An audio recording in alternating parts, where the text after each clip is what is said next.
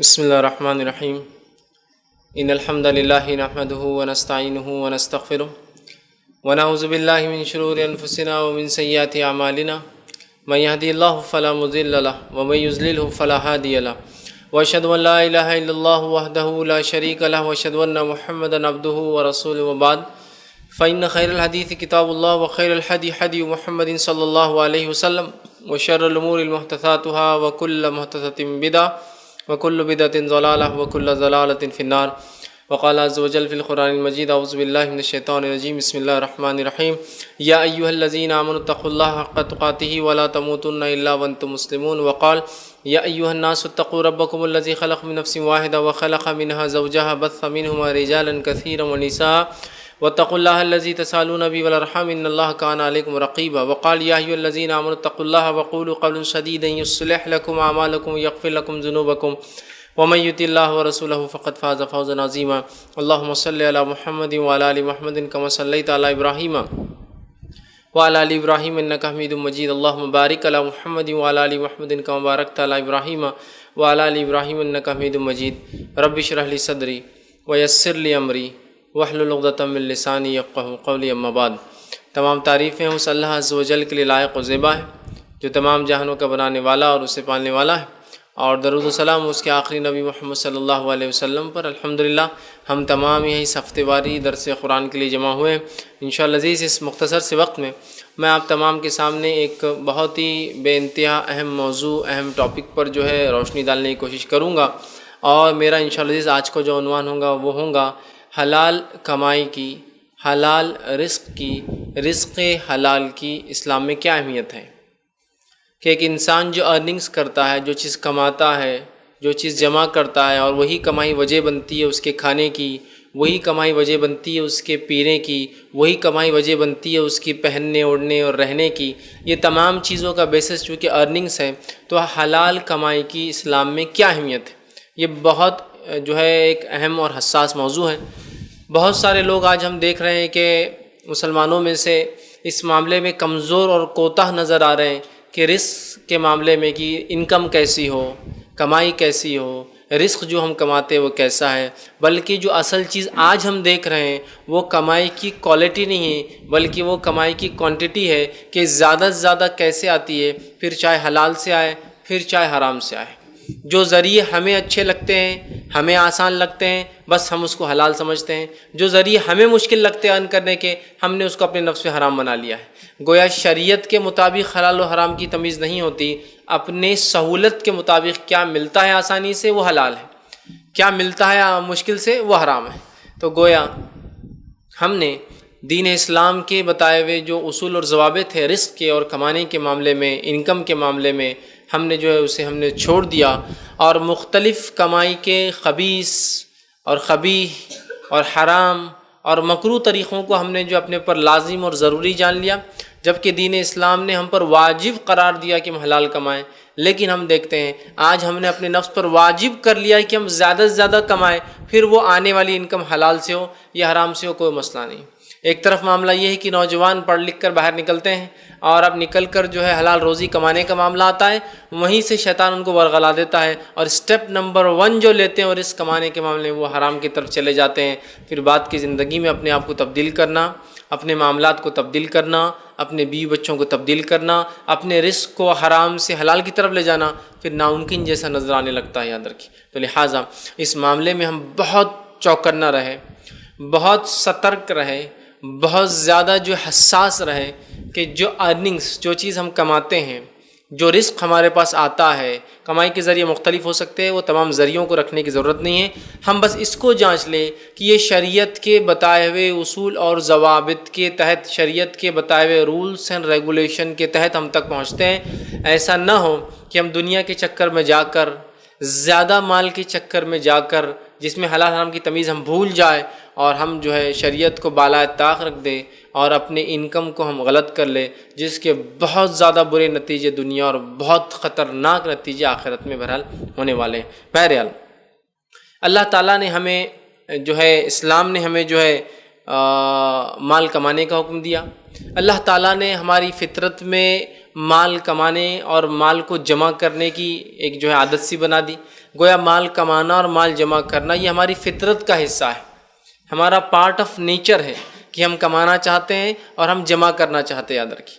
اور جو ہے اس لیے بھی کمانا ضروری ہے کہ شریعت نے کمائی کو دنیا میں جینے کا قائم مقام بنا دیا ہے۔ حلال روزی کو، حلال انکم کو یا کمانے کو، انکم کو اللہ نے دنیا میں جو ہے جینے کا قائم مقام بنا دیا ہے۔ دنیا میں کیا آپ ایسا کچھ تصور کر سکتے ہیں جہاں انکم کا کوئی سورس نہ ہو، مطلب چیزیں بغیر لین دین کی ہوتی ہے؟ کیا ایسی کوئی دنیا، ایسا کوئی معاشرہ آپ تصور کر سکتے ہیں؟ آدم علیہ السلام سے لے کر بعد کے دور میں بھی آپ دیکھیں گے ایسا کوئی معاشرہ نہ گزرا جس نے کچھ نہ کچھ ارننگ کا سسٹم نہ بنایا ہو اور کچھ نہ کچھ اسپینڈنگ کا سسٹم نہ بنایا ہو، کمانے کا اور خرچ کرنے کا۔ تو گویا کمائی ضروری اور حلال ہو، چاہے وہ کمائی روپیہ پیسہ ہو سکتا ہے، آج کا جو نوٹ والی کرنسی ہوتی، الیکٹرانک کرنسی ہو سکتا ہے، سونے اور چاندی کے سکے جس زمانے وہ ہو سکتا ہے، پیتل، تانبے اور الومینیم کے جو ہے وہ سکے ہو سکتے ہیں۔ اس سے پہلے ہم چلے جائیں تو کوڑیوں کا زمانہ، تو کوڑیاں سکے ہو سکتی ہے، پتھر کا سکہ ہو سکتا ہے۔ اسی طرح جو ہے کوئی بھی چیز جو لین دین کے لیے ہو سکتی ہے اس کا حلال ہونا ضروری ہے۔ حتیٰ کہ دنیا کے کچھ علاقوں میں یاک ہوتا ہے نا، یاک ایک قسم کا بھینس جیسا ایک بڑا جانور ہوتا ہے، اس کی لیتھ جو جمع ہوتی ہے وہ بھی کرنسی کے طور پہ چلتی ہے، چونکہ سردی بہت زیادہ ہوتی ہے، اس کے علاوہ کچھ نہیں، وہ لیتھ بیچتے ہیں، مطلب گرمی کے لیے ضروری ہوتی ہے، تو لوگ ٹرانزیکٹ کرتے ہیں اس سے، تو کچھ بھی ہو سکتا ہے، کچھ بھی ہو سکتا ہے۔ تو وہ جو ذریعہ آف میڈیم ہے جس سے ہم چیزوں کو لین دین کرتے ہیں وہ روزی ہے، وہ انکم ہے، وہ کمائی ہے، اور اس کا جہاں سے آ رہی ہے، جو محنت اور مشقت میں جس فیلڈ میں کر رہا ہوں اس کا حلال ہونا ضروری ہے، تاکہ وہ جو انکم آتی ہے اس حلال محنت کے بدلے میں آتی ہے، اور پھر اس کی اسپینڈنگ میں اسلام چاہتا ہے کماؤ بھی حلال اور خرچ بھی کرو حلال، اور دونوں میں فل گائیڈ لائنس ہمیں دی جاتی ہے کہ کیسا کمایا جائے، کیسا خرچ کیا جائے۔ تو اسلام نے، اللہ نے ہماری فطرت میں مال کمانے کی محبت ڈالی ہے، مال جمع کرنے کی محبت ڈالی ہے، اور مال کا کمانا ضروری بھی ہے، اس لیے کہ مال دنیا میں جینے کا قائم مقام ہے نا، کہ جینا ہے تو مال کی ضرورت ہے، جینا ہے تو کمائی کی ضرورت ہے، اور ہر دور میں جینے کے لیے لوگوں کو کچھ نہ کچھ کمانا پڑا، اور شریعت نے ہر دور میں انبیاء علیہ الصلوۃ والسلام اور رسول کا سلسلہ جاری رکھا، اور سب کو گائیڈ لائنس دی کہ حلال کماؤ، حلال کماؤ، حلال کماؤ، اور مختلف دور میں مختلف اصول اور ضوابط حرام اور حلال کی اللہ نے بتا دیے۔ اسی طرح ہم دیکھتے ہیں مال حاصل کرنے کا اسلام ترغیب بھی دیتا ہے ہمیں، اس لیے کہ مال حاصل کریں گے تو مفید کاموں میں خرچ کر سکتے ہیں، مال حاصل کریں گے مختلف عبادتیں اس کے ذریعے ہوتی ہے، زکوٰۃ کا دینا، نفلی صدقات کا دینا، فطرے کا دینا، ہے نا، عبادتیں ہو سکتی ہے۔ مال کمائیں گے تو اپنی عزت اور آبرو بھی ہم بچا سکتے ہیں، اس لیے کہ جو آدمی مال نہیں کمائیں گا، دوسروں سے مانگیں گا، وہ تو دنیا میں ذلیل ہوتا ہے۔ شریعت تو چاہتی ہے اوپر والا ہاتھ خیر ہے نیچے والے ہاتھ سے، ہے نا، تو شریعت چاہتی ہے ہم کمائیں، خوب کمائیں، اس کمائی کے ذریعے ہم حلال چیزیں خرید سکتے ہیں، اس کمائی کے ذریعے ہم عبادتیں کر سکتے ہیں، اس کمائی کے ذریعے جو ہے ہم بہت سارے دنیا کے فائدے اٹھاتے ہیں، اور اس کمائی کے ذریعے اپنی عزت اور آبروؤں کو ہم بچاتے ہیں۔ ورنہ اگر ہم کمائیں گے نہیں تو ہم دوسروں کے سامنے بھیک مانگیں گے، اور بھیک مانگنا یاد رکھیے ایک طرح سے ذلت اور رسوائی ہے۔ تو شریعت چاہتی ہے ہم کمائیں، خوب کمائیں، نہ صرف کمائیں، خرچ کرے، خوب خرچ کرے، مختلف فیلڈز میں خرچ کرے، مختلف عبادتیں خرچ کے ذریعے ہوتی ہے، حج کرنا ہے خرچ لاگو ہے، زکوٰۃ دینا ہے خرچ لاگو ہے، فطرہ ہے خرچ لاگو ہے، صدقات ہے خرچ لاگو ہے، دیگر بہت ساری عبادتیں ہیں، کپڑا پہناؤ ننگے کو، بھوکے کو کھانا کھلاؤ، یہ تمام بھی تب ہوتا ہے جب انسان کے پاس کچھ ہو جیب میں۔ تو ظاہر سی بات ہے اسلام چاہتا ہے ہم کمائیں، خوب کمائیں، لیکن جب کمانے کا حکم دیا تو یہ فوراً بتا دیا کہ کمانے کے اصول اور ضوابط کیا ہوں گے، کمانے کے رولز اینڈ ریگولیشن کیا ہوں گے، کیا کمائی حلال ہوں گی، کیا کمائی حرام ہوں گی، اس لیے کہ شریعت چاہتی ہے کہ مطہرہ پاکیزہ ارننگز کرے، پاکیزہ انکم ہو، اور مطہرہ مقامات پر خرچ کرے، اور پاکیزہ جگہوں پر سے خرچ کیا جائے، مطلب انکم بھی رائٹ ہو اور ایکسپینڈیچر بھی رائٹ ہو، اس لیے کہ اللہ کے رسول صلی اللہ علیہ وسلم فرماتے ہیں، جامع ترمذی کی روایت ہے کہ روز قیامت ابن آدم کے قدم اللہ کے سامنے جم جائیں گے، اور تب تک نہیں ہٹیں گے جب تک 5 سوالات کے جواب نہ دے دے۔ زندگی کہاں لگائی؟ ہر کوشچن 20 مارکس کا ہے، 20% کا ہے۔ زندگی کہاں لگائی؟ جوانی کہاں لگائی؟ 40% کوشچن صرف اور صرف کس پہ ہے؟ وقت کے اوپر ہے، زندگی اور جوانی۔ تیسرا، علم کتنا حاصل کیا اور کتنا عمل کیا؟ 20% کوشچن نالج کے اوپر ہے، کتنا گین کیا اور کتنا امپلیمنٹ کیا، کتنا حاصل کیا، کتنا لاگو کیا اس کو۔ چوتھا ہے کہاں سے کمایا، پانچواں ہے کہاں خرچ کیا۔ تو 40% کوشچن صرف مال پر ہونے والے ہیں، انکم پر ہونے والے ہیں. اگر کسی اسٹوڈنٹ کو طالب علم کو بتا دیا جائے کہ 40% مارک تمہارے ایک چیپٹر پہ آنے والے، تو کیا وہ طالب علم اس چیپٹر کو کبھی چھوڑ سکتا ہے؟ اس میں کوئی کوتاہی کر سکتا ہے؟ اس چیپٹر کو ایزی لے سکتا ہے؟ نہیں. لیکن آج اپنی زندگیوں کو ہم جانچ لیں، اللہ ہم پر رحم کرے، ہم نے رزق کے حلال کمائی کے معاملے کو بہت معمولی، ٹھیک ہے اچھا حلال کماتے نہیں تو کوئی مسئلہ نہیں، بلکہ حالت یہ ہے کہ اگر کوئی پوچھے کہ بھائی کیا جاب کرتے ہو، اور کوئی آدمی بتا دے کوئی ایسی جاب جو منصبوں پر حکومت کی طرف سے انسان ہوتا ہے کہ میں فلاں گورنمنٹ جاب پہ ہوں، تو وہ پوچھتے تنخواہ کتنی ہے؟ بولتے میری تنخواہ ماشاءاللہ 10,000 ہے. اوپر کی کتنی ہے؟ اوپر کی سمجھتے آپ؟ اوپر کی مطلب وہ جو آگے سے اور سیدھے ہاتھ پہ آ رہی ہے، وہ جو حلال والی جو انکم ہے جو گورنمنٹ ہے، اور جو الٹے ہاتھ میں پیچھے سے اس کو عام زبان میں کہوں گا مطلب پیچھے چور دروازے جاتی ہے، اس کو پوچھ رہے کتنی ہے، تو بولتا وہ 20-25 ہو جاتی ہے. تو بولتے ماشاء اللہ 35 کے قریب پہنچ جا رہی ہے آپ کی تنخواہ. تعریف بھی ہو رہی ہے ماشاء اللہ 35 کے قریب پہنچ جا رہی ہے. گویا حرام و حلال انکلوڈڈ ہے اس کی ایکچوئل سیلری میں، اور اسی کو بہت ہوتا ہے ارے فلاں جاب پہ لگ جاؤ نا. کیوں؟ ارے وہاں تنخواہ تو اتنی ہے اور اوپر کا بھی اتنا ملتا ہے. گویا حرام کی ترغیب دی جا رہی ہے، حرام کو پسند کیا جا رہا ہے، حرام کو بیان کیا جا رہا ہے، حرام کو فخر سے لیا جا رہا ہے. بھائی آپ کی داماد کی کیا تنخواہ ہے؟ میں میرے داماد کی تنخواہ جو 20,000 ہے اور اوپر 20-25 نکال لیتا ہے. اوہ ماشاء اللہ بڑی اچھی آپ کی داماد کی تو انکم ہے نہیں. بلکہ ایک صاحب تو ایک مرتبہ بتانے لگے کہ رشوت جو وہ لیتے ہیں، وہ اس کے بارے میں کہنے لگے کہ رشوت ہی ایکچوئل ہماری کمائی ہے. بولے اس لیے کہ اس کے لیے ہم محنت کرتے، باقی تو جاب پر کبھی جاتے بھی نہیں. ہم ٹریفک کی فیلڈ میں تھے، کمائی کا تو اتنا ٹینشن نہیں رہتا. بولے ہم تنخواہ زیادہ لیتے بھی نہیں، اصل انکم یہی ہے. بولے جو کھڑ رہے کہ پبلک سروسز ہم دیتے رہتے ہیں، لوگوں کو چھوٹ دیتے ہیں، لوگوں پہ احسان کرتے ہیں نا، گاڑی پکڑ لیتے پھر بولتے 10,000 کا فائن ہو رہا، 20,000 کا فائن ہو رہا، 5,000 کا فائن ہو رہا، چلو 500 لے کے احسان کیا ہم نے تم پر. تو بولے ہماری انکم یہی ہے ایکچوئل. بولے اسی پہ ہم محنت کرتے، باقی محنت نہیں. صبح 3 بجے اٹھ کے کبھی جاتے ہائی ویز پر تاکہ ٹرکس کو پکڑیں. تو بولے یہی ہماری انکم ہے.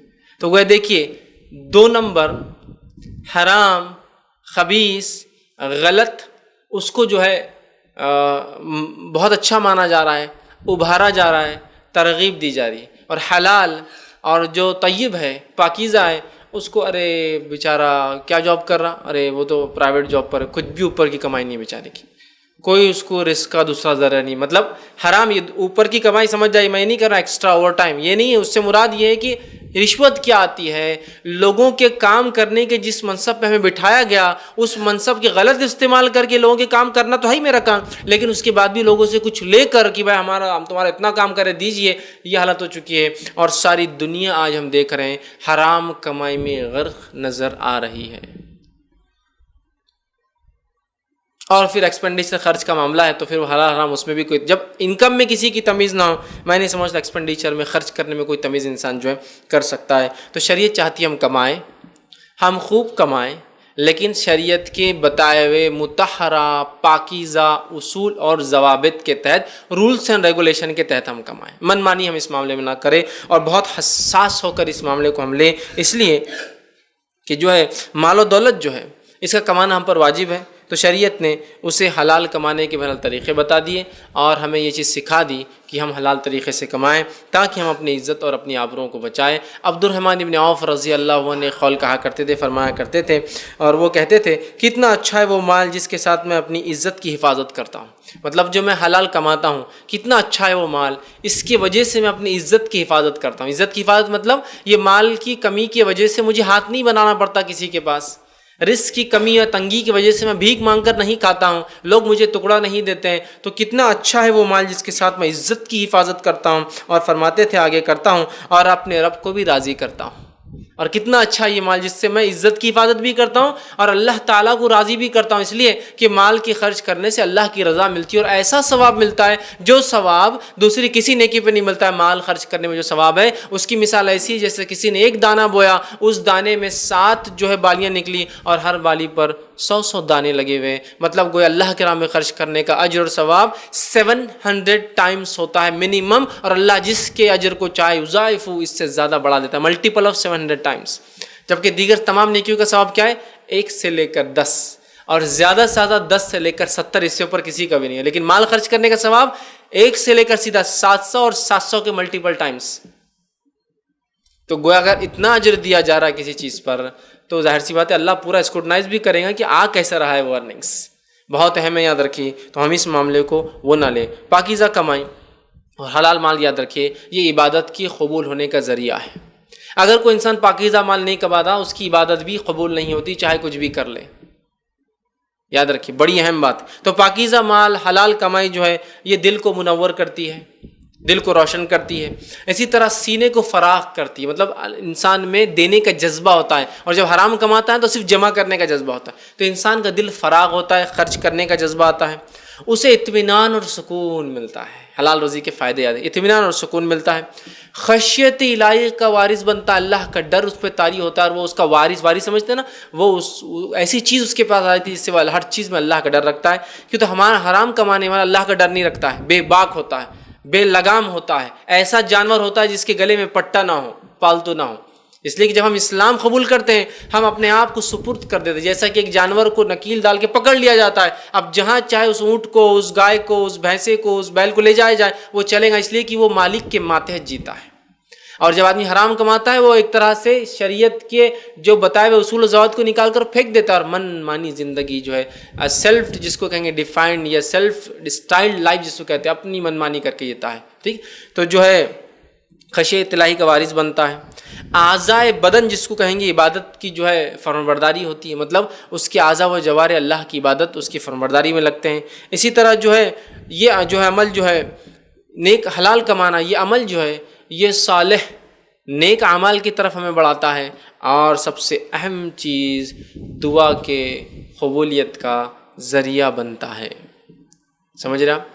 یہ جو ہے صالح اعمال نیک اعمال کرنے میں مال ہمیں مدد کرتا ہے. اور سب سے اہم چیز حلال روزی کمانے کا سب سے بڑا فائدہ ہماری دعائیں قبول ہوتی ہے. اس کے الٹ اگر چلے جائے تمام نکات جو میں نے رکھا کہ سب سے پہلے انسان اگر اللہ کے راہ میں خرچ نہ کرے، حلال نہ کمائے اور خرچ نہ کرے تو دل اس کا تنگ ہو جاتا ہے، خرچ کرنے کا جذبہ نہیں ہوتا ہے، اس کے اعضاء و جوارح اطمینان عبادت میں نہیں لگتے، خشیت الہی اس سے نکل جاتی ہے. اسی طرح جو وہ پریشان حال ہوتا ہے، اطمینان بخش زندگی نہیں گزارتا ہے، عمل صالح میں اس کا مال کچھ کام نہیں آتا ہے. اور سب سے خطرناک چیز اس کی دعائیں قبول نہیں ہوتی ہیں.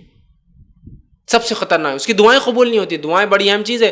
اللہ کے سامنے ایک بندے کے پاس اور ہے ہی کیا مانگنے کے لیے سوائے دعا کرنے کے لیے. اس لیے کہ یہی تو ذریعہ ہے، یہی تو ہمارا اسلحہ ہے، ہمارے جو ہتھیار ہے جس کے ذریعے ہم دشمنوں کے خلاف، جس کے ذریعے ہم دنیا کی مصیبتوں کے خلاف، جس کے ذریعے جو ہم اپنے مسائل کا اللہ کے سامنے حل پیش کرتے ہیں یا اللہ کے سامنے بات رکھ کے حل چاہتے ہیں.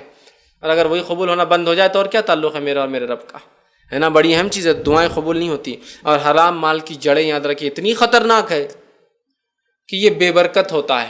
کوانٹٹی ہو سکتا ہے بہت زیادہ ہو، بے برکت ہوتا ہے، بے برکت ہوتا ہے. اس لیے کہ حلال حرام مال کی طرف انسان کیوں جاتا ہے؟ زیادہ کمائے. یہ بے برکت ہوتا ہے، اس میں برکت نہیں ہوتی. دوسرا جو ہے اس کی برکتیں اٹھا لی جاتی ہے، اس کی زندگی کی برکتیں، اس کے وقت کی برکتیں، اس کی اولاد کی برکتیں، اس کے رزق کی برکتیں اللہ تعالیٰ اٹھا لیتا ہے. اسی طرح جو ہے اس کو اس کے خرچ کا کوئی اجر نہیں ملتا. حرام مال کمانے والا خرچ کر رہا، زکوٰۃ، صدقات، حج جو ہے فطرہ، اور لوگوں کو ننگے کو کپڑا پہنا رہا ہے، بھوکیوں کو کھانا کھلا رہا ہے، سب کر رہا ہے، لیکن اس کو اجر اس کا نہیں ملتا، اجر ضائع ہو جاتا ہے. کسی خرچ کا اگر وہ شکر ادا کرتا ہے تو اللہ اس شکر کو قبول نہیں کرتا، اس لیے کہ وہ اس کی کمائی اس کی انکم حرام سے تھی. اور جو ہے گناہ کا بوجھ اس کے اوپر بڑھتا جاتا ہے، چاہے کمائے تو بھی گناہ گار، چاہے خرچ کرے تو بھی گناہ گار. اس لیے کہ جب انکم، اس کی تنخواہ، اس کی جو ہے رزق جو وہ کما رہا ہے وہ حلال نہیں ہوں گی تو ظاہر سی بات ہے کمائی حلال نہیں ہوگی تو اس کے خرچ کا فائدہ نہیں. تو کمانے کا گناہ الگ، خرچ کا گناہ بھی اسے الگ ملیں گا، اس لیے کہ اس کا دونوں چیز اس کا فائدہ نہیں یاد رکھی. اور کسی سلف کا، کسی دانشور کا ایک بہترین قول ہے، وہ کہا کرتے تھے بدترین ہے وہ مال جس کی کمائی کا گناہ تیرے سر ہو. بدترین ہے وہ مال جس کی کمائی کا گناہ تیرے سر ہو. اور پھر فرماتے تھے اور تو اسے خرچ کرے تو اس کے اجر سے بھی محروم ہو. بدترین ہے وہ مال جس کی جو تو جب کماتا ہے تو تیرے سر گناہ ہو، اور کہتے ہیں جس کو جو تو خرچ کرے تو اس کا کوئی ثواب بھی نہ ہو. کتنا خطرناک بات ہے نا. ایک تو آن کرے تو گناہ، ایک تو خرچ کرے تو کوئی ثواب نہیں. تو ظاہر سی بات ہے یہ بات ہم سمجھ لیں ایک مسلمان ہونے کے ناطے، کچھ بھی ہو جائے حرام کا ایک لقمہ اپنے انکم کے اندر، اپنے مال کے اندر داخل ہونے نہیں دیں گے، چاہے کچھ بھی ہو جائے یاد رکھیے۔ اس لیے کہ اسلاف کی اگر ہم زندگی دیکھیں، وہ اتنا حرام سے بچتے تھے کہ کبھی کبھار ڈر سے حلال کو بھی چھوڑ دیتے تھے کہ نہیں یہ چکر میں نہیں جانا، نہیں تو ہو سکتا حرام ارننگز ہو جائے، سمجھ رہا؟ اتنا ڈرتے تھے کہ کبھی کبھار کئی حلال چیزوں کو بھی ترک کر دیتے کہ نہیں ہو سکتا اس میں ہم کرنے سے کہیں گناہ میں ملوث نہ ہو جائے، یاد رکھیے۔ تو ہمیں بھی چاہیے ہم بھی اپنے آپ کو اسی طرح تیار کریں جیسے ہمارے اسلاف جو ہے حلال روزی کے لیے تیار رہتے تھے۔ آئیے صحیح مسلم کی ایک روایت ہے، رسول اللہ صلی اللہ علیہ وسلم نے ایک آدمی کا تذکرہ کیا، وہ سفر میں ہے اور اس کا اونٹ گم گیا ہے، اس کے بال پرا گندہ ہے، دھول اور مٹی سے اس کے بال اور داڑھی بھری ہوئی ہے، اور اس کے کپڑے اور اس کا چہرہ سب جس کو غرد و غبار دھول مٹی سے بھرا ہے، اور وہ جو آسمان کی طرف دونوں ہاتھوں کو بلند کرتا ہے اور کہتا ہے یا رب یا رب، اے میرے رب اے میرے رب، مطلب کیا کر رہا ہے؟ وہ دعا کر رہا ہے، ٹھیک۔ تو آپ سے فرماتے اور کہتے ہیں کہ وہ کہتا ہے یا رب پکار رہا ہے، حالانکہ اس کا کھانا حرام، اس کا پینا حرام، اس کا پہننا حرام، اس کے گوشت کی پرورش حرام پر ہوئی ہے، تو اللہ تعالیٰ اس کی دعا کیسے قبول کرے؟ آپ سے فرماتے ہیں اس کا کھانا حرام، اس کا پینا حرام، اس کا لباس حرام، جس پرورش جس مال پہ اس کی وہ حرام، اللہ اس کی دعا کیسے قبول کرے؟ اس لیے میں نے کہا نا دعاؤں کی قبولیت سے محروم، اعمال کی قبولیت کا دار و مدار میں تو ہمیشہ کہتا ہوں یہ حلال رزق پر ہے، بہت اہم ہے۔ اگر حلال رزق آپ کی زندگی ایک گاڑی ہے تو حلال رزق اس کے لیے ایک چابی ہے، بغیر چابی کے آپ کی خود کی گاڑی بھی آپ چلا نہیں سکتے ہیں، اتنی چھوٹی ہوتی ہے، لیکن اس کے بغیر آپ کی گاڑی بھی ہے تو کھڑے رہ کے دیکھتے رہنا پڑتا ہے اس کو۔ یہ حلال رزق بہت امپورٹنٹ ہے۔ اپنی گاڑی کی چابی کبھی آپ گاڑی میں بھول جائیے، دیکھیے کیسے پریشان ہوتے ہیں، کہیں بھول جائیے، گاڑی تو آپ کی لاکھوں کی کروڑوں کی، لیکن کچھ نہیں کر سکتے آپ، خالی دیکھنا پڑتا ہے اس کو دور سے۔ حلال رزق ویسا ہی ہے، ساری دنیا میں کمائی سب ایک طرف رہ جائیں گی ڈھیر، اس لیے کہ حلال رزق وہ چابی درست نہیں جس سے چلی پوری گاڑی، سمجھ رہے ہیں آپ بات کو؟ بڑی اہم بات ہے، حلال رزق بڑی اہم بات ہے۔ تو آپ سے فرما رہے دیکھیے یہ عاجز ہے، اللہ کا بندہ عاجز ہے، پریشان حال ہے، مسافر ہے، مصیبت زدہ ہے، مطلب ساری دعائیں قبولیت کے جو کنڈیشن چاہیے وہ ہے، اخلاص کے ساتھ کہہ رہا ہے یا رب یا رب، گویا اخلاص ہے، مسافر ہے، پریشان حال ہے، اللہ دعائیں سنتا ہے ان کی، سب کچھ کنڈیشن فلفل کرنے کے بعد بھی اللہ اس کی دعا قبول نہیں کرتا، اس لیے کہ اس کا رزق، اس کی کمائی، اس کا انکم، اس کی ارننگز حرام ہیں، اس کا پہناوا کا لباس حرام، اس نے جو کھایا پیٹ میں لقمہ حرام، اس نے جو پیا وہ مشروبات وہ پانی وہ حرام، اور اس کے ساتھ ساتھ جو ہے اس کی پرورش جس مال پہ ہوئی، یہاں تھوڑا سا ہم رکیں گے، اس کی پرورش جس مال پہ، حدیث میں الفاظ دیکھیے، حرام لباس، اور آپ نے فرمایا خود حرام سے پروردہ، مطلب اس کی پرورش حرام سے ہوئی ہے، اسی سے پلا اور بڑا ہے۔ یہ بڑی اہم بات ہے، یاد رکھیے۔ یہ بات میرے لیے تو لاگو نہیں ہوئی، اس لیے کہ جب میں چھوٹا تھا میرے والد نے میری پرورش کی، تو گویا ہر ذمہ دار پہ بات لاگو ہے، اپنے ماتحت کی پرورش حلال پہ کرے، ورنہ اگر حرام گوشت پر پرورش کریں گے اپنی اولادوں کی ہم، تو ظاہر سی بات ہے وہ بھی دعائیں ان کی بھی قبول نہیں ہوں گی، اللہ ان سے قطع تعلق کر لیں گا، ہے نا۔ میرے والد نے مجھے حلال کما کے کھلایا، ٹھیک، لیکن اگر میں اپنی اولاد کو حرام کماؤں تو ان کی پرورش، ان کا گوشت جو پل رہا ہے، مطلب جس سے وہ ان کا بدن بن رہا ہے، جو کھا رہے اور جو پی رہے، وہ کیا ہو گیا؟ حرام ہو گیا، ہے نا۔ کتنی خطرناک بات ہے نا۔ تو ہم اس معاملے میں بہت احتیاط کریں کہ ہمارے ارننگز میں ذرہ برابر بھی حرام نہ ہو، ورنہ ہمارے ماتھے جو پرورش جن بچوں کی ہم کرتے ہیں، کہ اللہ نہ کرے ایسا نہ ہو کہ ان کی پرورش گوشت ان کا حرام پر پلے اور پڑے۔ اور بہت سخت بات ہے، یاد رکھیے، بہت سخت بات ہے۔ آج ہمارے پاس لوگ چیزوں کو چھوٹا اور بڑا بڑا سمجھتے ہیں، اور بہت سارے لوگ صرف اس لیے حرام کماتے ہیں کہ ان کے نزدیک وہ چیز ان کے لائق نہیں کہ وہ کرے، اور چیزوں کو چھوٹا اور بڑا ہم نے بنایا، یاد رکھیے، شریعت نے نہیں۔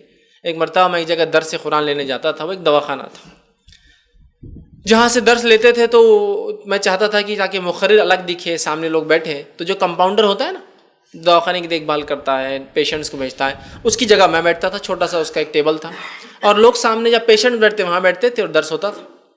ایک مرتبہ ایک صاحب آئے اور مجھ سے کہا کہ ڈاکٹر صاحب کب آئیں گے؟ تو میں نے کہا جمعہ ہے، آج وہ ہاف ڈے ہوتا ہے، آپ شام میں آئیے۔ تو بہت سے لوگ آتے تھے درس چالو ہونے سے پہلے تک، تو وہ سمجھتے تھے میں کمپاؤنڈر، مجھ سے سوالات کرتے تھے، میں ان کو جوابات دیتا تھا درس چالو ہونے تک۔ درس چالو ہو گیا تو پھر وہ بیچارے خاموشی سے خود چلے جاتے تھے۔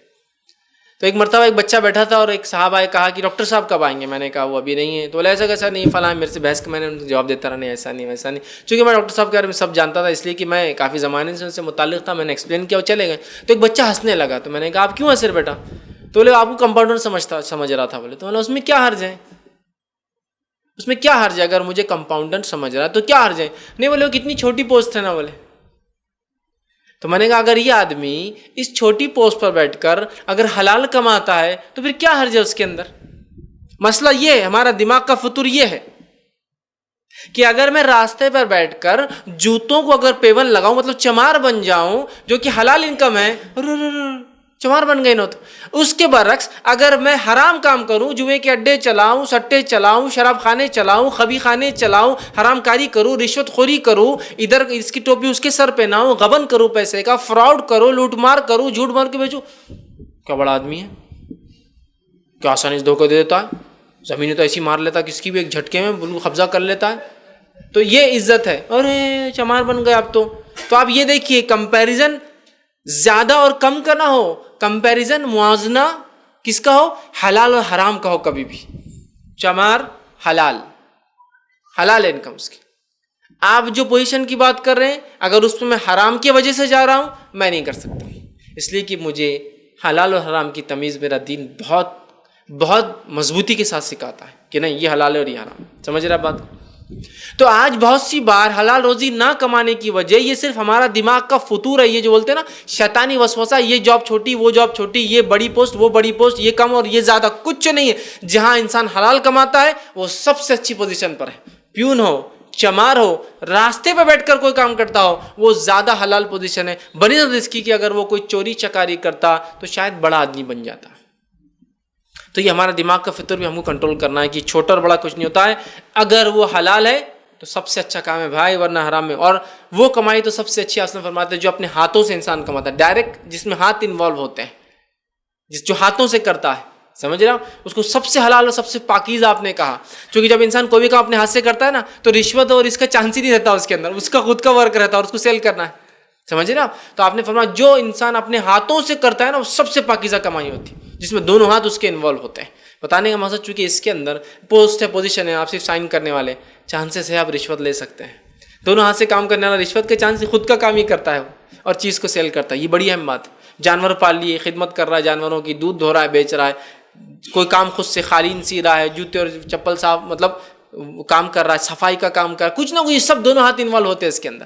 فزیکل ورک جس میں ہوتا ہے، آپ نے فرمایا دونوں ہاتھ جس سب سے پاکیزہ کمائی ہوا ہے۔ اور آج دونوں ہاتھ سے جو کمائی ہوتی ہے ہم سب سے اس کو ناپاک سمجھتے ہیں، ارے ان کو دیکھو خالی فون پہ بول دیتے ہو گیا۔ اگر حلال ہے تو وہ بھی جائز ہے، فون پہ مسئلہ نہیں ہے، لیکن کمپیریزن ٹو مطلب جس کو حلال کرو وہ حرام ہے، اور پھر چاہے بھائی کچھ بھی کرو آپ، وہ غلط ہوتا ہے۔ یہ بات بھی سمجھنے کی ہمیں بہت زیادہ ضرورت ہے، یاد رکھیے۔ اس بات سے جو ہے سلف صالحین کی اگر زندگی دیکھے، صحابہ، تابعین، تبع تابعین، تو حلال میں اتنا مبالغہ کرتے، اتنی زیادتی کرتے، اتنی حدوں سے آگے بڑھ جاتے کہ کبھی کبھار بہت سے حلال کام بھی نہیں کرتے تھے، احتیاطاً پتہ نہیں کہیں بارڈر سے ادھر نہ چلے جاؤں، اس لیے کہ حرام کردہ چیزیں یہ اللہ کی چراگاہ ہے۔ چراگاہ سمجھتے نا؟ جیسے بادشاہ کا ایک کھیت ہے اور آپ اپنے جانوروں کو گھاس میں چرا لیں، امکان ہے کیا بارڈر پہ چرانے سے آپ کے جانور بادشاہ کی کھیت میں منہ مار دے اور اس کی سزا بہت بڑی ہوتی ہے۔ تو حرام چیزیں اللہ کی چراگاہ ہے، لہذا نزدیک نہیں جانا۔ تو صحابہ اتنا ڈرتے کہ بہت سارے حلال کام کو بھی چھوڑ دیتے تھے، ارے نہیں جان دو بھائی، وہ پتہ نہیں رسک ہے کہ حرام میں نہ چلے جائے، اللہ کی حرمت کردہ چیزوں میں نہ کود پڑے ہم، سمجھ رہے آپ؟ تو بہت سے حلال کاموں سے بھی اجتناب کیا کرتے تھے۔ اور جو ہے ایک قول آتا ہے، اسی طرح ایک سلف کا ایک قول آتا ہے، وہ کہا کرتے تھے، جو کہ حیلۃ الاولیاء، اس میں یہ قول نقل ہے، وہ کہتے تھے اگر تم ستونوں کے جیسے بھی کھڑے ہو کے اللہ کی عبادت کرو، کالم ہوتا ہے نا ستون، کبھی ہلتا ہے کیا؟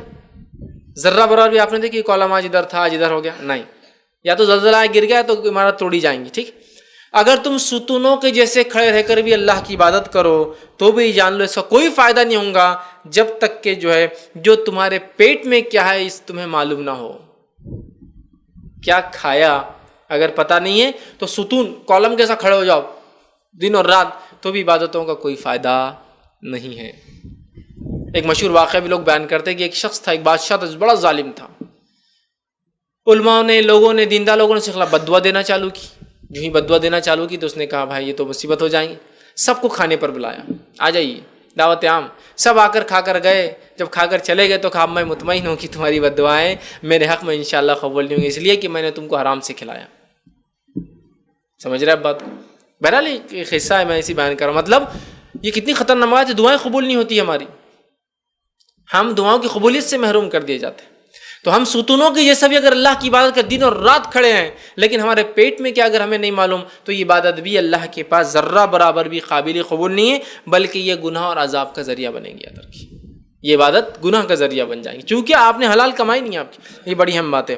اسی طرح جو ہے ایک مرتبہ کا ایک واقعہ ہے، یہ صحیح بخاری نے، امام بخاری نے اس واقعے کو نقل کیا۔ حضرت عائشہ رضی اللہ عنہا فرماتی ہے کہ ایک مرتبہ ابوبکر صدیق رضی اللہ عنہ کے غلام ان کے پاس کچھ لے کر آئے۔ ابوبکر صدیق رضی اللہ عنہ نے لیا اور اس کو کھا لیا۔ کھانے کے بعد غلام نے کہا ابوبکر تم جانتے ہو یہ میں نے کہاں سے لایا؟ تو کہا کہاں سے لایا؟ تو کہا میں نے دور جہالت میں کہانت کی تھی۔ کہانت سمجھتے نا؟ کہانت، جھاڑ پھونک، جادو ٹونا، کہانت کی تھی۔ حالانکہ مجھے کہانت آتی نہیں تھی، میں نے ایسی بس گھما دیا ایک آدمی کو اور چپ چپ کی کہانت کر دی اس کے اوپر، اور اس آدمی نے مجھ سے وعدہ کیا تھا کہ میں کچھ دوں گا، آج اس نے مجھے وہ دیا تھا جو تم نے ابھی کھایا ہے۔ ابوبکر صدیق رضی اللہ عنہ جو ہی سنا، روایت میں آتا ہے بخاری کی کہ آپ نے اپنی انگلی حلق کے اندر اندر اندر خوب کی، اتنی کی کہ ہلکیوں سے خے کر دی۔ پھر اور جب خے کیا تو کہا میں مطمئن ہوں، اور کہا کہ اگر میں مر بھی جاتا نا اس کو نکالنے کے چکر میں تو میں مرنا پسند کرتا، لیکن یہ نوالے کو ہضم کرنا میں پسند نہیں کرتا۔ خے کیا آپ نے انگلی ڈال کے، اور کہا اگر مر بھی جاتا اس تکلیف سے میں مرنا پسند کرتا، لیکن وہ نوالا تو حرام کا میں نگلنا پسند نہیں کرتا۔ اور ایک روایت کے اندر جو کہ حیلۃ الاولیاء کے اندر اضافہ ہے، اس روایت کے اندر اور اضافی الفاظ ہے، وہ یہ ہے کہ آپ نے فرمایا کہا اگر اس کے نکالتے نکالتے میری جان بھی چلی جاتی تو میں اسے نکال دیتا۔ اے اللہ میں بری ہوں جو میری رگوں نے جذب کر لیا، چونکہ اندر چلا گیا تھا نا۔ اے اللہ میں بری ہوں جو میری رگوں نے جذب کر لیا، چونکہ جیسی پیٹ میں کچھ جاتی ہمارے رگیں اس کو جذب کرنا شروع کر دیتی ہضم کر کے۔ اے اللہ میں بری ہوں جو میری رگوں نے جذب کر لیا، اور اللہ میں بری ہوں جو میرے آت نے خلط ملط کر دیا، جتنا پیس دیا ہوں گا اتنی دیر میں تو اس کو کچھ نہیں کر سکتا ہوں۔ جو میری رگوں نے جذب کر لیا اللہ میں بری ہوں اس معاملے میں، باقی جو تھا میں نے خے سے نکال دیا۔ کتنی احتیاط ہے دیکھیے آپ، حرام لقمہ پیٹ میں نہ جائے، کتنی احتیاط ہے۔ آج ہمیں پتہ ہے وہ آدمی حرام کماتا ہے، اس کی انکم 100% حرام ہے، وہ حرام کام کرتا ہے، اور ہم شان سے جا کر وہاں کھانا کھاتے ہیں۔ نہیں کیسا بولیں گے اس کو؟ رشتہ دار ہے، اتنا بڑا ہے، پوزیشن ہے، فلاں ہے، ضرورت پڑ سکتی ہے، یہ ہو سکتا ہے، تعلقات ٹوٹ سکتے ہیں، فلاں ہو سکتا ہے، یہ ہوں گا وہ ہوں گا۔ اللہ کا ڈر چھوڑ کے باقی سارے ڈر ہم پر حاوی ہے۔ اور ایک صاحب کی تو عقل پہ مجھے تعجب ہوتا ہے، اپنے آپ کو بڑا مفتی کہتے ہیں، ایک بار فتویٰ دینے لگے، چونکہ ظاہر سی بات ہے وہ علماء جو انبیاء کے وارث ہے وہ وہی علماء ہیں جو علماء حق ہوتے ہیں اور نبی کے علم کو پھیلاتے ہیں، وہی وارث ہوں گے نا۔ نبی اپنی موت کے بعد زمین جائیداد نہیں چھوڑتے، وہ علم چھوڑتے ہیں، تو حقیقی علم جو نبی کا جو چھوڑا ہوا جس کو جو پھیلاتے وہی تو علماء ہوں گے نا، ورنہ علماء تھوڑی ہوں گے، وہ نام کے عالم رہیں گے صرف۔ مفتی کہنے لگے، ان سے سوال ہوا کہ اگر کسی نے دعوت دی، پتہ ہے 100% حرام ہے، تو ہم کیا کریں؟ ابوبکر صدیق خے کر کے نکال رہے ہیں، تو وہ کیا فتویٰ دے رہے ہیں؟ بھری مسجد میں ہزاروں کی تعداد میں لوگ، رمضان کا مہینہ، تو ایسی مجلس کی آپ کوئی بڑا آدمی ہے، نہیں بول سکتے، اس سے زندگی میں کام پڑ سکتے ہیں، تو لہٰذا آپ چلے جائیے، کھا لیجئے، آنے کے بعد جتنا کھایا اتنا اندازہ لگا کے اتنا ویٹ کا صدقہ کر دیجئے۔ کیا ریسنٹ بہت زبردست ایک دم مطلب جدید ایجاد ہے جو اسلام۔ ابوبکر صدیق کو نہیں سمجھے یہ بات کہ غلام نے کھلا دیا، اب میں کہے کو خیاں کروں، کیوں تکلیف لوں؟ خے بہت خطرناک ہوتا ہے، کچھ بھی جسم ریئیکٹ کر سکتا ہے، کیوں میں کروں؟ میں بھی کیا کرتا ہوں، اسے double ٹبل 4 time 10 time 20 time 1000 time صدقہ کر دیتا ہوں۔ اس نے ایک لقمہ کھلایا، میں 1 کنٹل صدقہ کرتا ہوں۔ خے کر کے نکالا تو کہا کھا لو، اور آنے کے بعد اندازاً گیس کر کے اتنا ویٹ صدقہ کر دینا۔ میں نے کہا کیا زبردست طریقہ ہے حرام کو حلال بنانے کا، اب تو ہر چیز حلال ہو گئی نا۔ ان کے پاس دعوت چلے جاؤ صدقہ، ان کے پاس دعوت کھا لو صدقہ، وہ حرام کھا لو صدقہ، یہ حرام کر لو صدقہ، بس راستہ مل گیا۔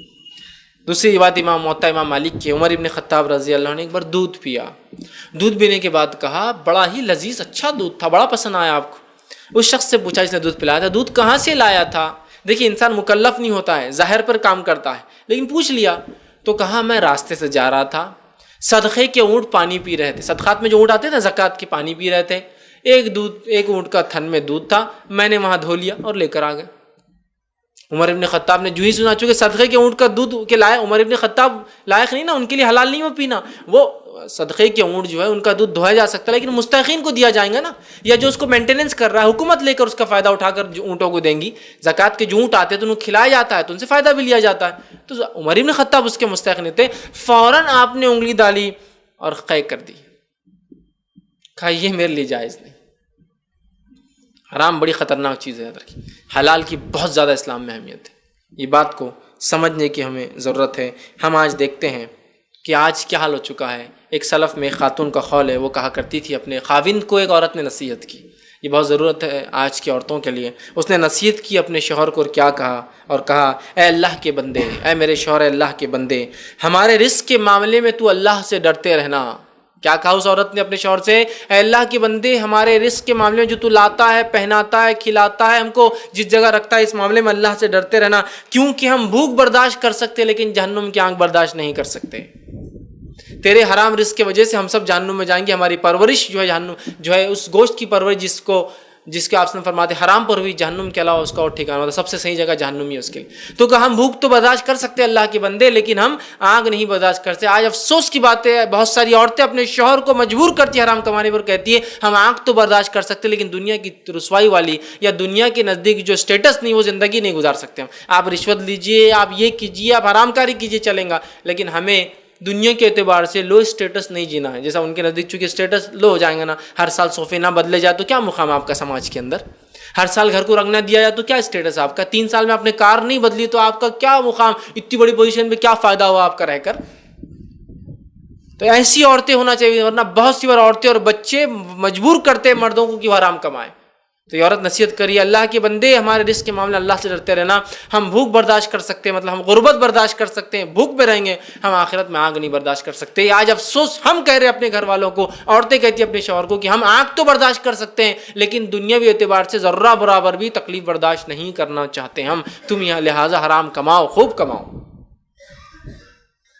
تو بہرحال یہ بہت سوچنے کی ضرورت ہے. اور کتنی عجیب بات ہے, کتنی عجیب بات ہے. ہم اپنی صحت کے لیے بہت سی مرتبہ حلال چیزوں کو بھی چھوڑ دیتے ہیں, ہے نا. ہم اپنی صحت کے لیے بہت سی مرتبہ جو ہے حلال چیزوں کو چھوڑ دیتے ہیں, لیکن کبھی آنکھ کے ڈر سے حرام چیزوں کو نہیں چھوڑتے. ڈاکٹر نے کہا کیلا مت کھاؤ, چھینک آ سکتی تھی, کیلا حلال ہے, چھوڑ دیا. کیوں چھوڑ دیا؟ ڈاکٹر نے کہا. حلال چیز کو بھی چھوڑ دیتے ہیں, کس لیے؟ دنیا کے فائدے کے لیے. اور ہم حرام کو نہیں چھوڑتے ہیں جہنم کی آنکھ سے ڈر کر. کتنی عجیب بات ہے نا کہ ہم حلال چیزوں کو چھوڑ دیتے ہیں صرف دنیاوی فائدے کے لیے, صحت کے لیے, اور ہم آنکھ کو جو ہے پسند کر رہے ہیں حرام میں ملوث ہو کر.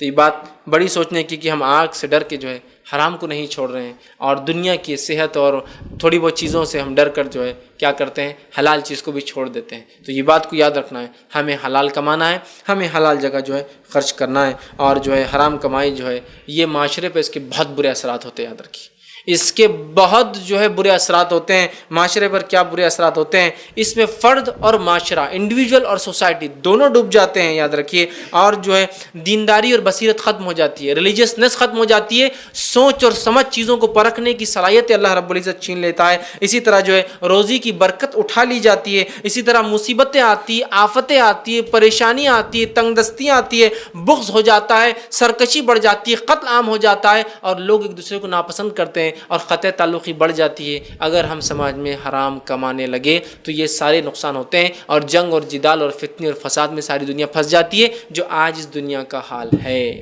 حرام تو اس کے لیے ریزن ہے. کوئی کسی کے آئل کے لیے کسی کنٹری پہ حملہ کر رہا ہے, اسے حرام کمانا ہے, حلال کی اس کو ضرورت نہیں ہے نا. کوئی کسی کے ملک پہ دوسرے ملک پہ حملہ کر رہا ہے چونکہ اس کو زمین چاہیے اس کی. آج پورا فتنہ اور فساد جو ہے حرام کمائی کی جو وجہ سے ہو رہا ہے. تو اس بات کو ہمیں بہت زیادہ جو ہے سمجھنے کی بات ہے, اور ہمیں شریعت نے حلال کا حکم دیا. آج ہم دیکھتے ہیں لوگوں کی, اللہ ہم پہ رحم کرے, ہماری پوری کوشش حرام کمانے پہ ہے اور حلال سے بچنے پر ہے. جو آسانی سے ملے حلال, جو مشکل ہو وہ حرام, یہ اصول ہے آج ہمارا. آسانی سے مل گیا نا حلال ہے, مشکل ہے تو حرام ہے. ہے نا. اور پھر حرام کاری کے کیا کیا اڈے ہم نے غلط سلط انکم کو ہم نے ایسا پارٹ بنایا کہ غلط سلط رائٹ انکم نظر آ رہی ہے اور رائٹ انکم غلط سلط نظر آ رہا ہے نا. ایک آدمی محنت مشقت کر رہا ہے تو دنیا ہنس رہی، دیکھو محنت مشقت کر کے آج تک یہاں پہنچے، ہم دیکھو ہمارا ابا دیکھو کہاں پہنچ گیا اب، اور تم وہیں تھے. یہ ہمارے پڑوسی تھے، ان کے ابا بھی وہی جاب پہ تھے، ہمارے ابا وہی جاب پہ تھے، ہمارے ابا دونوں تنخواہ لیا کرتے تھے، ان کے ابا صرف ایک تنخواہ لیا کرتے تھے. آج دیکھو ہم کہاں اور یہ کہاں. تھوڑا سا لینے سے کیا جا رہا، توبہ کر لینا تھا اللہ سے، بعد میں صدقہ دے دینا تھا. ہمارے ابا دیکھو ادھر سے لیتے تھے صدقہ بھی کر دیتے. آج انہوں نے 1 کروڑ روپیہ کمایا، 1 کروڑ کو انویسٹ کیا، اس کی جتنی انکم آتی 30-40 لاکھ سالانہ صدقہ کر رہے اللہ کی راہ میں، تو اللہ معاف کر دیں گے نا. انکم تو کم تھی، ایکسپینڈ کتنا خرچ کر رہے، دیکھو کر لینا تھا. تو آج دیکھو یہاں نہیں رہتے تھے. آج یہ بھی ہمارے ایسے انجینئرس اور ڈاکٹرز بن جاتے چونکہ ان کے ابا نے وہ سب راستے اختیار نہیں کیے جو ہمارے ابا نے ہوشیاریاں کی، چالاکیاں کی. ہاں اس کو چالاکی اور چترائی سمجھی جا رہی ہے، اور وہ آدمی بیوقوف سمجھاتا جو حلال کماتا زندگی بھر. ہو رہا ہے ایسا. دیکھو انہوں سائیکل پر تھے، اتنی بڑی پوزیشن پہ ہو کہ آج بھی سائیکل پر ہے. ہوتا ہے نا. میرا حال ہی میں جو ہے پچھلے ہفتے گجرات کا ایک سفر ہوا، وہاں میں نے ایک پولیس والے کو سائیکل پر جاتے ہوئے دیکھا. ایجڈ آدمی، مطلب اچھا خاصا ایج ہو چکی تھی، داڑھی مطلب شیونگ کر، لیکن بال ہلکے ہلکے پورے سفید تھے، سر کے بال سفید تھے، اور وہ سائیکل پہ جا رہا تھا. تو میں نے وہ ہم جن کے ساتھ جاتے میں نے کہا روکو، اس کو مبارکباد دینا ضروری ہے. یہ اس فیلڈ میں ہو کر آج بھی سائیکل پر جاتا ہے، اس کو مبارکباد کا مستحق ہے یہ انسان. سمجھ رہا بات کو؟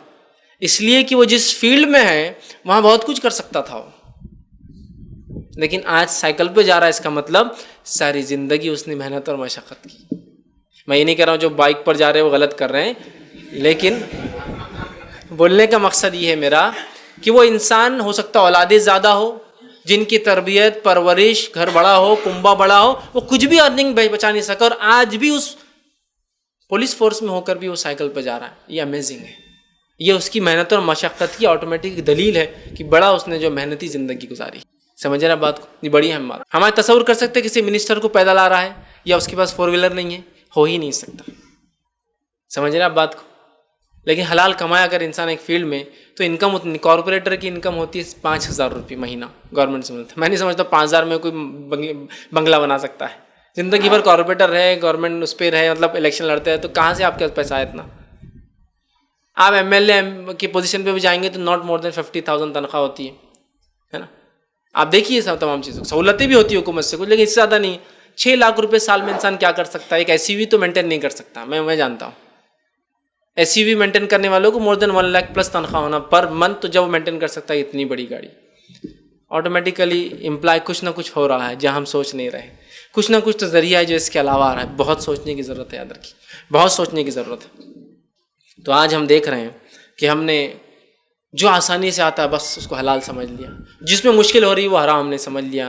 ہمیں چاہیے کہ ہمارا کام شریعت کے بتائے ہوئے جو ہے ضوابط کے مطابق کرے. اور افسوس کی بات ہے اس حرام کاری کے راستے پہ ایسے ہم چلے کہ آج ہم دیکھتے ہیں خبیث مال کمانا، حرام مال کمانا، حرام رزق کمانا یہ اتنا ہو چکا ہے کہ ہم کسی بھی طریقے سے رزق ملے بس وہ ملنا چاہیے، کسی بھی طریقے سے مال ہم کو حاصل کرنا ہے، ایڑی چوٹی کا زور لگانا ہے. حرام و حلال اس کی کوئی تمیز نہیں ہے، یاد رکھیے ہمیں اسے حاصل کرنا ہے. اور چاہے پھر اس کے لیے ہمیں دھوکہ دینا پڑے، جھوٹ بولنا پڑے، جھوٹی قسم کھا کر مال بیچنا پڑے، اس کی زمین اس کے نام پہ کرنا پڑے، اس کے کاغذات اس کے نام پہ کرنا پڑے، کسی کی زمین جائیداد پہ غبن کرنا پڑے، کسی کو دھوکہ دینا پڑے، کسی کو معاملات میں پیسہ لے کر وعدہ کر کے وعدے کو پورا نہ کرنا پڑے. اسی طرح کچھ بھی ہم کرنے کے لیے تیار ہیں.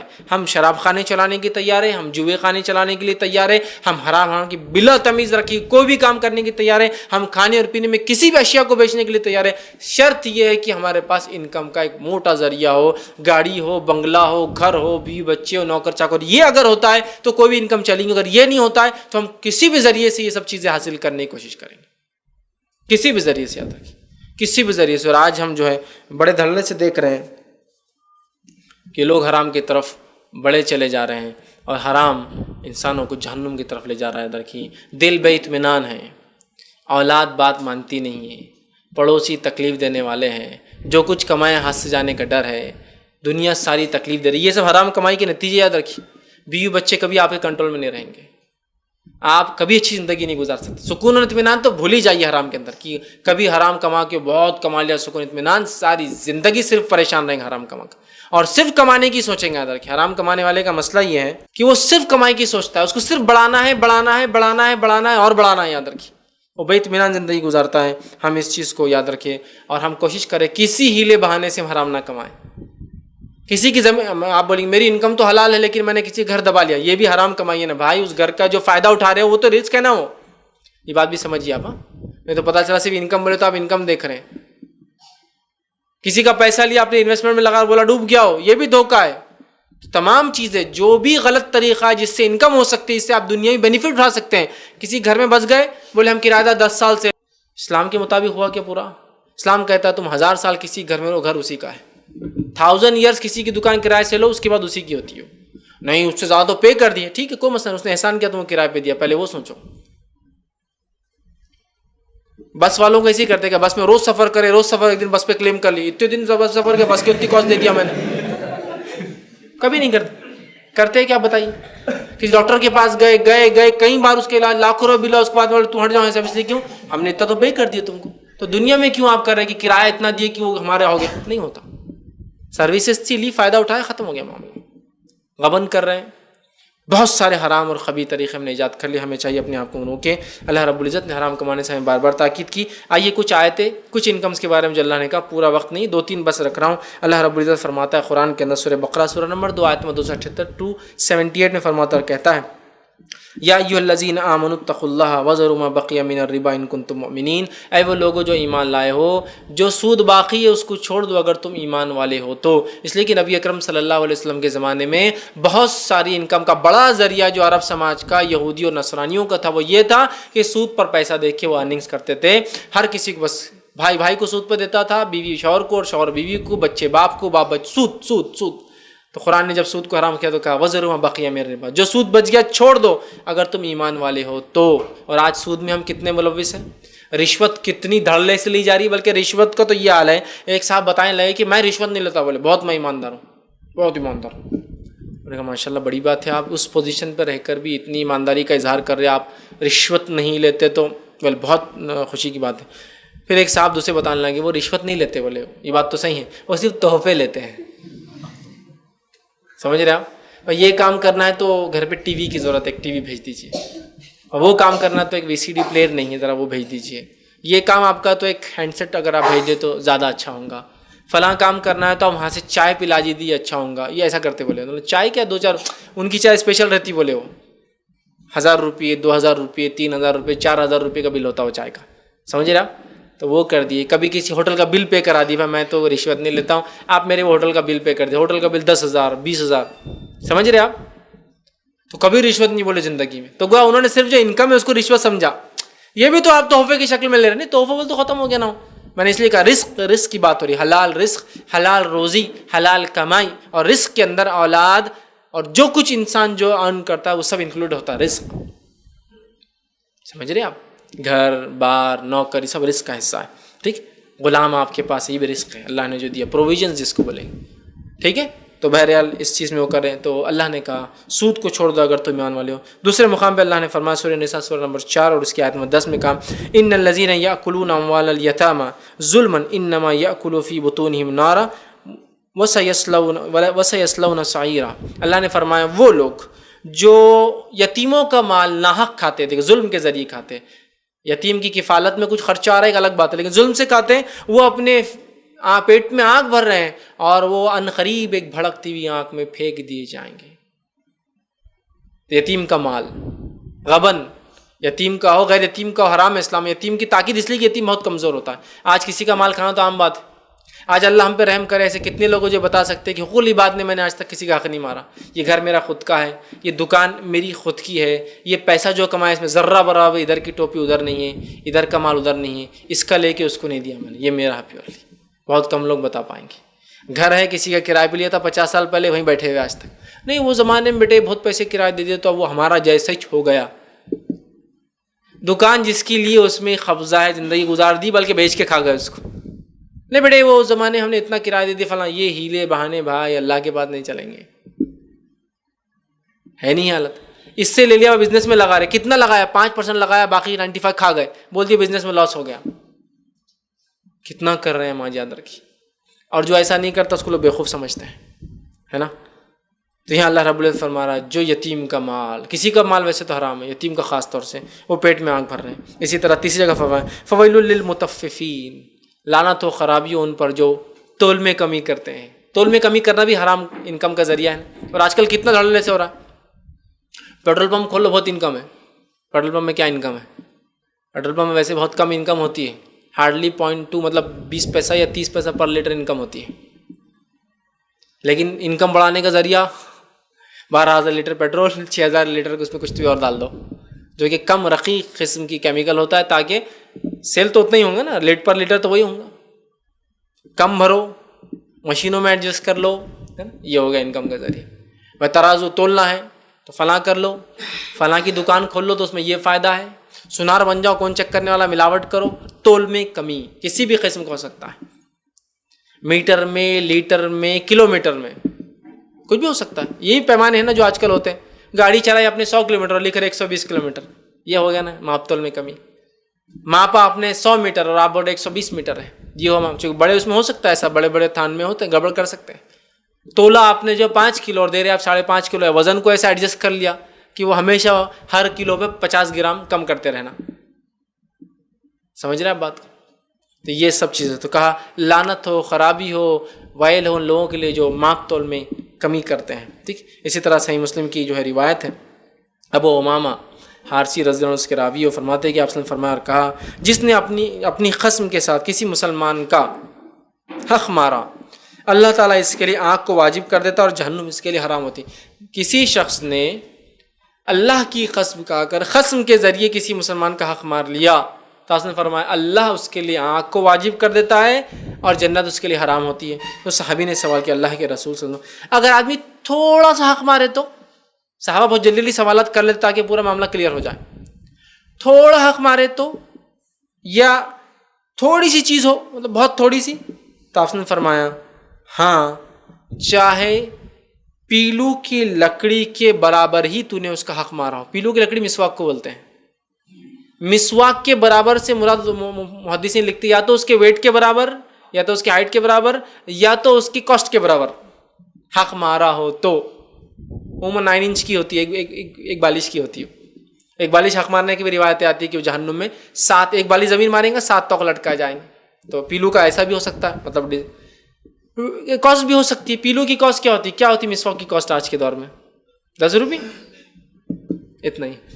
صحابی نے پوچھا کیا ہم بہت تھوڑا سا حق مارے جھوٹ بول کے؟ تھوڑا سا.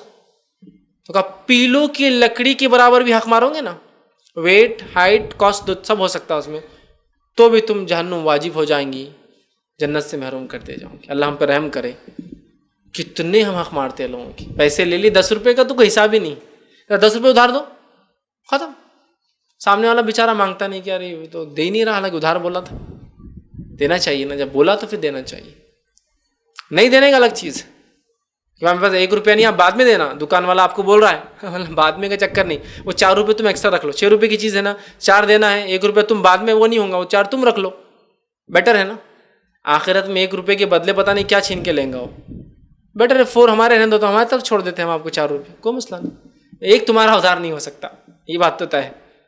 کیونکہ دکانداری بہت ہوشیار ہے، وہ ادھار بولتا ہے اس کو دونوں فائدے نظر آتے ہیں، واپس لائے تو اپنا فائدہ، نہیں لایا تو آخرت کا فائدہ. ہوشیار آدمی تو ایسی سوچتا نا، کیلکولیشن اس کے ایسی ہوتے. تو اپن بھی ہوشیاری بتانا، 1 روپے ہم پہ کیا کو چھوڑ دے، 4 ہمارے رکھ لو اور ہم کو واپس بھی نہیں چاہیے. لیکن ہم کو نہیں چاہیے بھائی پیسہ، کیوں تمہارا پیسہ ہمارے لیے. سمجھ رہے ہو؟ پیلو کی لکڑی کے برابر ظلم اگر کوئی کرتا ہے تو اس کے لیے آپ نے فرما رہے جنت حرام، جہنم واجب. اور اللہ ہم پہ رحم کرے، اتنے حق تو ہم ایسے ہی مار لے رہے. اس کو تو اتنا معمولی سمجھ رہے، پتہ نہیں ایکڑوں میں زمینیں مارے ہوئے ایک دوسرے کی. پیلو تو خالی 9 انچ کی ہوتی ہے، ایکڑوں میں زمینیں مارے ہوئے، گھر زیادہ دبا لیے ہوئے، لاکھوں کروڑوں پیلو خریدنے کے اتنے کاسٹ کے، تو لوگوں کو ہم نے غبن کیے ہوئے اور کر رہے ہیں. بہرحال تو حلال روزی کی بڑی اہمیت یاد رکھیے. اسی طرح جو ہے عدی بن عمیر رضی اللہ عنہ فرماتے، یہ بھی صحیح مسلم کی روایت ہے، آپ نے اس کو فرماتے ہوئے انہوں نے سنا، آپ نے فرمایا اور کہا جس کو ہم نے کسی کام پر ذمہ دار قرار دیا اور اس نے ایک تاگے کے برابر بھی اس کام میں حق مارا، روز قیامت وہ تاگا پیش کیا جائے گا، اس آدمی کو اس تاگے کی وجہ سے اللہ کے سامنے کھڑا ہونا پڑے گا. جس کو ہم نے کسی چیز کا ذمہ دار بنایا اور اس نے ایک تاغے کے برابر بھی ظلم کیا، غبن کیا، مار لیا، چھپا دی چیز، روز قیامت اس تاغے کی وجہ سے اللہ کے سامنے حاضر کیا جائے گا۔ آج ہم میں سے اکثر یہ سروسز والوں کے لیے ہوگی بات، وہ تو ہوگی طاقتور، مار لے رہا، چھین لے رہا۔ یہ سروسز والے ذمہ دار بنایا گیا، تمہارا کام ہے لوگوں کی دیکھ بھال کرو، تمہارا کام ہے 10 بجے سے 5 بجے تک یہاں بیٹھو۔ اگر ہم نہیں کرتے، تاغے کے برابر ظلم کرتے، روز قیامت جواب دینا ہے، پیش کی جائیں گے کہ بھائی تمہاری چھٹی تو 1 گھنٹے کی تھی دوپہر میں، تم 3 گھنٹے رہے باہر، کیوں؟ نہیں اللہ وہاں کوئی آتا نہیں تھا اس لیے تم کو بٹھایا گیا، کوئی نہیں آیا تو آنا ہے؟ نہیں، یہ آپ کی ڈیوٹی تھی، یہاں بیٹھنا تو بیٹھنا پڑے گا آپ کو، جب تک کہ آپ کے ذمہ داران آپ کو کہے کہ ٹھیک ہے کوئی مسئلہ نہیں ہے، پرمیشن ہو، وجہ ہو، الگ بات، ہو رہا ہے نہیں ہو رہا ہے۔ سال میں خام و خواہ کی بیمار ہے بتا دے رہے آپ، خام و خواہ گر گیا والے بیمار ہو گئے، گورنمنٹ جاب والے بہت کرتے ہیں، 40 دن کی چھٹی، 5 مہینے سے چھٹی نہیں لی، چلو ڈال دو، کوئی گرے نہیں، کوئی ہڈی نہیں ٹوٹی، کچھ نہیں ہو، 40 دن کی چھٹی، کیوں؟ وہ دن سے لیے نہیں نا، میڈیکل لیو بھی تو ہے نا، کب فائدہ اٹھائیں گے اس کا؟ تو جھوٹ بول کے اٹھاؤں گے، بیمار ہو جائے تو ہے نا، وہ کیا بیمار کر لو اپنے آپ کو لو ہے، وہ پیڑ ہوتی ہے، ہاں پڑے بیمار ہے، ارے بھائی لوگ بول رہے ہو ہاتھ ٹوٹ گیا، بہت ہاتھ ٹوٹا، گھوم رہے شملہ اوٹی، اب بہت ہاتھ ٹوٹ گیا، یہ ہے ابھی علاج چل رہا سنگاپور میں، گھوم رہے وہاں، ابھی جاپان ملیشیا میں ہوں، ارے دیکھو کتنا بیمار ہے، کہاں کہاں گھوم رہا بیچارہ، اور چھٹی منا رہے ہیں، سمجھ رہے آپ بات کو؟ اور پھر تنخواہ کے لیے کھڑے، 40 دن کی تھی نا، غلط تھوڑی ہے، تو بیمار ہوئے تو تھی نا، ہے نا، ہوا نہیں ہوا، آپ سب فرما رہے تاغے کے برابر بھی اگر اس نے وہ کیا، اس میں حق مارا ہو، روز قیامت پیش کیا جائے، حاضر ہونا پڑے گا اور اس کو جواب دینا پڑے گا، ایسا کیوں کیا تھا اس نے؟ بہرحال ہم بہت اس معاملے میں جو ہے احتیاط کریں۔ اسی طرح جو ہے ہم صرف حرام سے بچنا اور حرام کا حلال کمانا نہیں، ہم کو مشکوک سے بھی بچنا ہے، جس میں شک اور شبہ ہے۔ شک اور شبہ سمجھتے نا، یار لگ رہا کچھ گڑبڑ ہے، احتیاط کیجیے، اس لیے کہ موسٹ پروبیبلی بہت زیادہ امکانات ہے آپ حرام کی طرف چلے جائیں، بچیے اس سے، یاد رکھیے مشکوک سے ہی بچیے، اس لیے کہ جو ہے نبی اکرم صلی اللہ علیہ وسلم، صحابہ اور تابعین اس سے بچتے تھے، اور یاد رکھیے وہ انسان، وہ بندہ کامیاب ہو گیا اور وہ سعادت مند اور توفیق مل گئی اس کو جو خبیث حرام مال سے اپنے نفس کو بچا لیا، وہ سب سے خوش قسمت آدمی دنیا کا ہے جس نے اپنے نفس کو حرام کمائی سے بچا لیا۔ آج سعادت مند ہے وہ، یہ مت سوچی دنیا کیا کمایا، اگر حرام ہے تو غلط ہے، حلال کسی نے کما لیا تو وہ کامیاب زندگی گزار لیا اس نے، اگر حلال زندگی اس کی گزر گئی، حلال کمائی پہ زندگی گزار لیا، موسٹ سکسیسفل پرسن ہے دنیا کا۔ آج یاد رکھیے، اس بات کو ذہن نشین کر لیں، ہمیں اس سے بچنا ہے۔ نبی اکرم صلی اللہ علیہ وسلم صحیح بخاری کی روایتیں فرماتے کہتے ہیں، جو مشکوک کاموں سے بچ گیا تو اس نے اپنا دین اور عزت بچا لی۔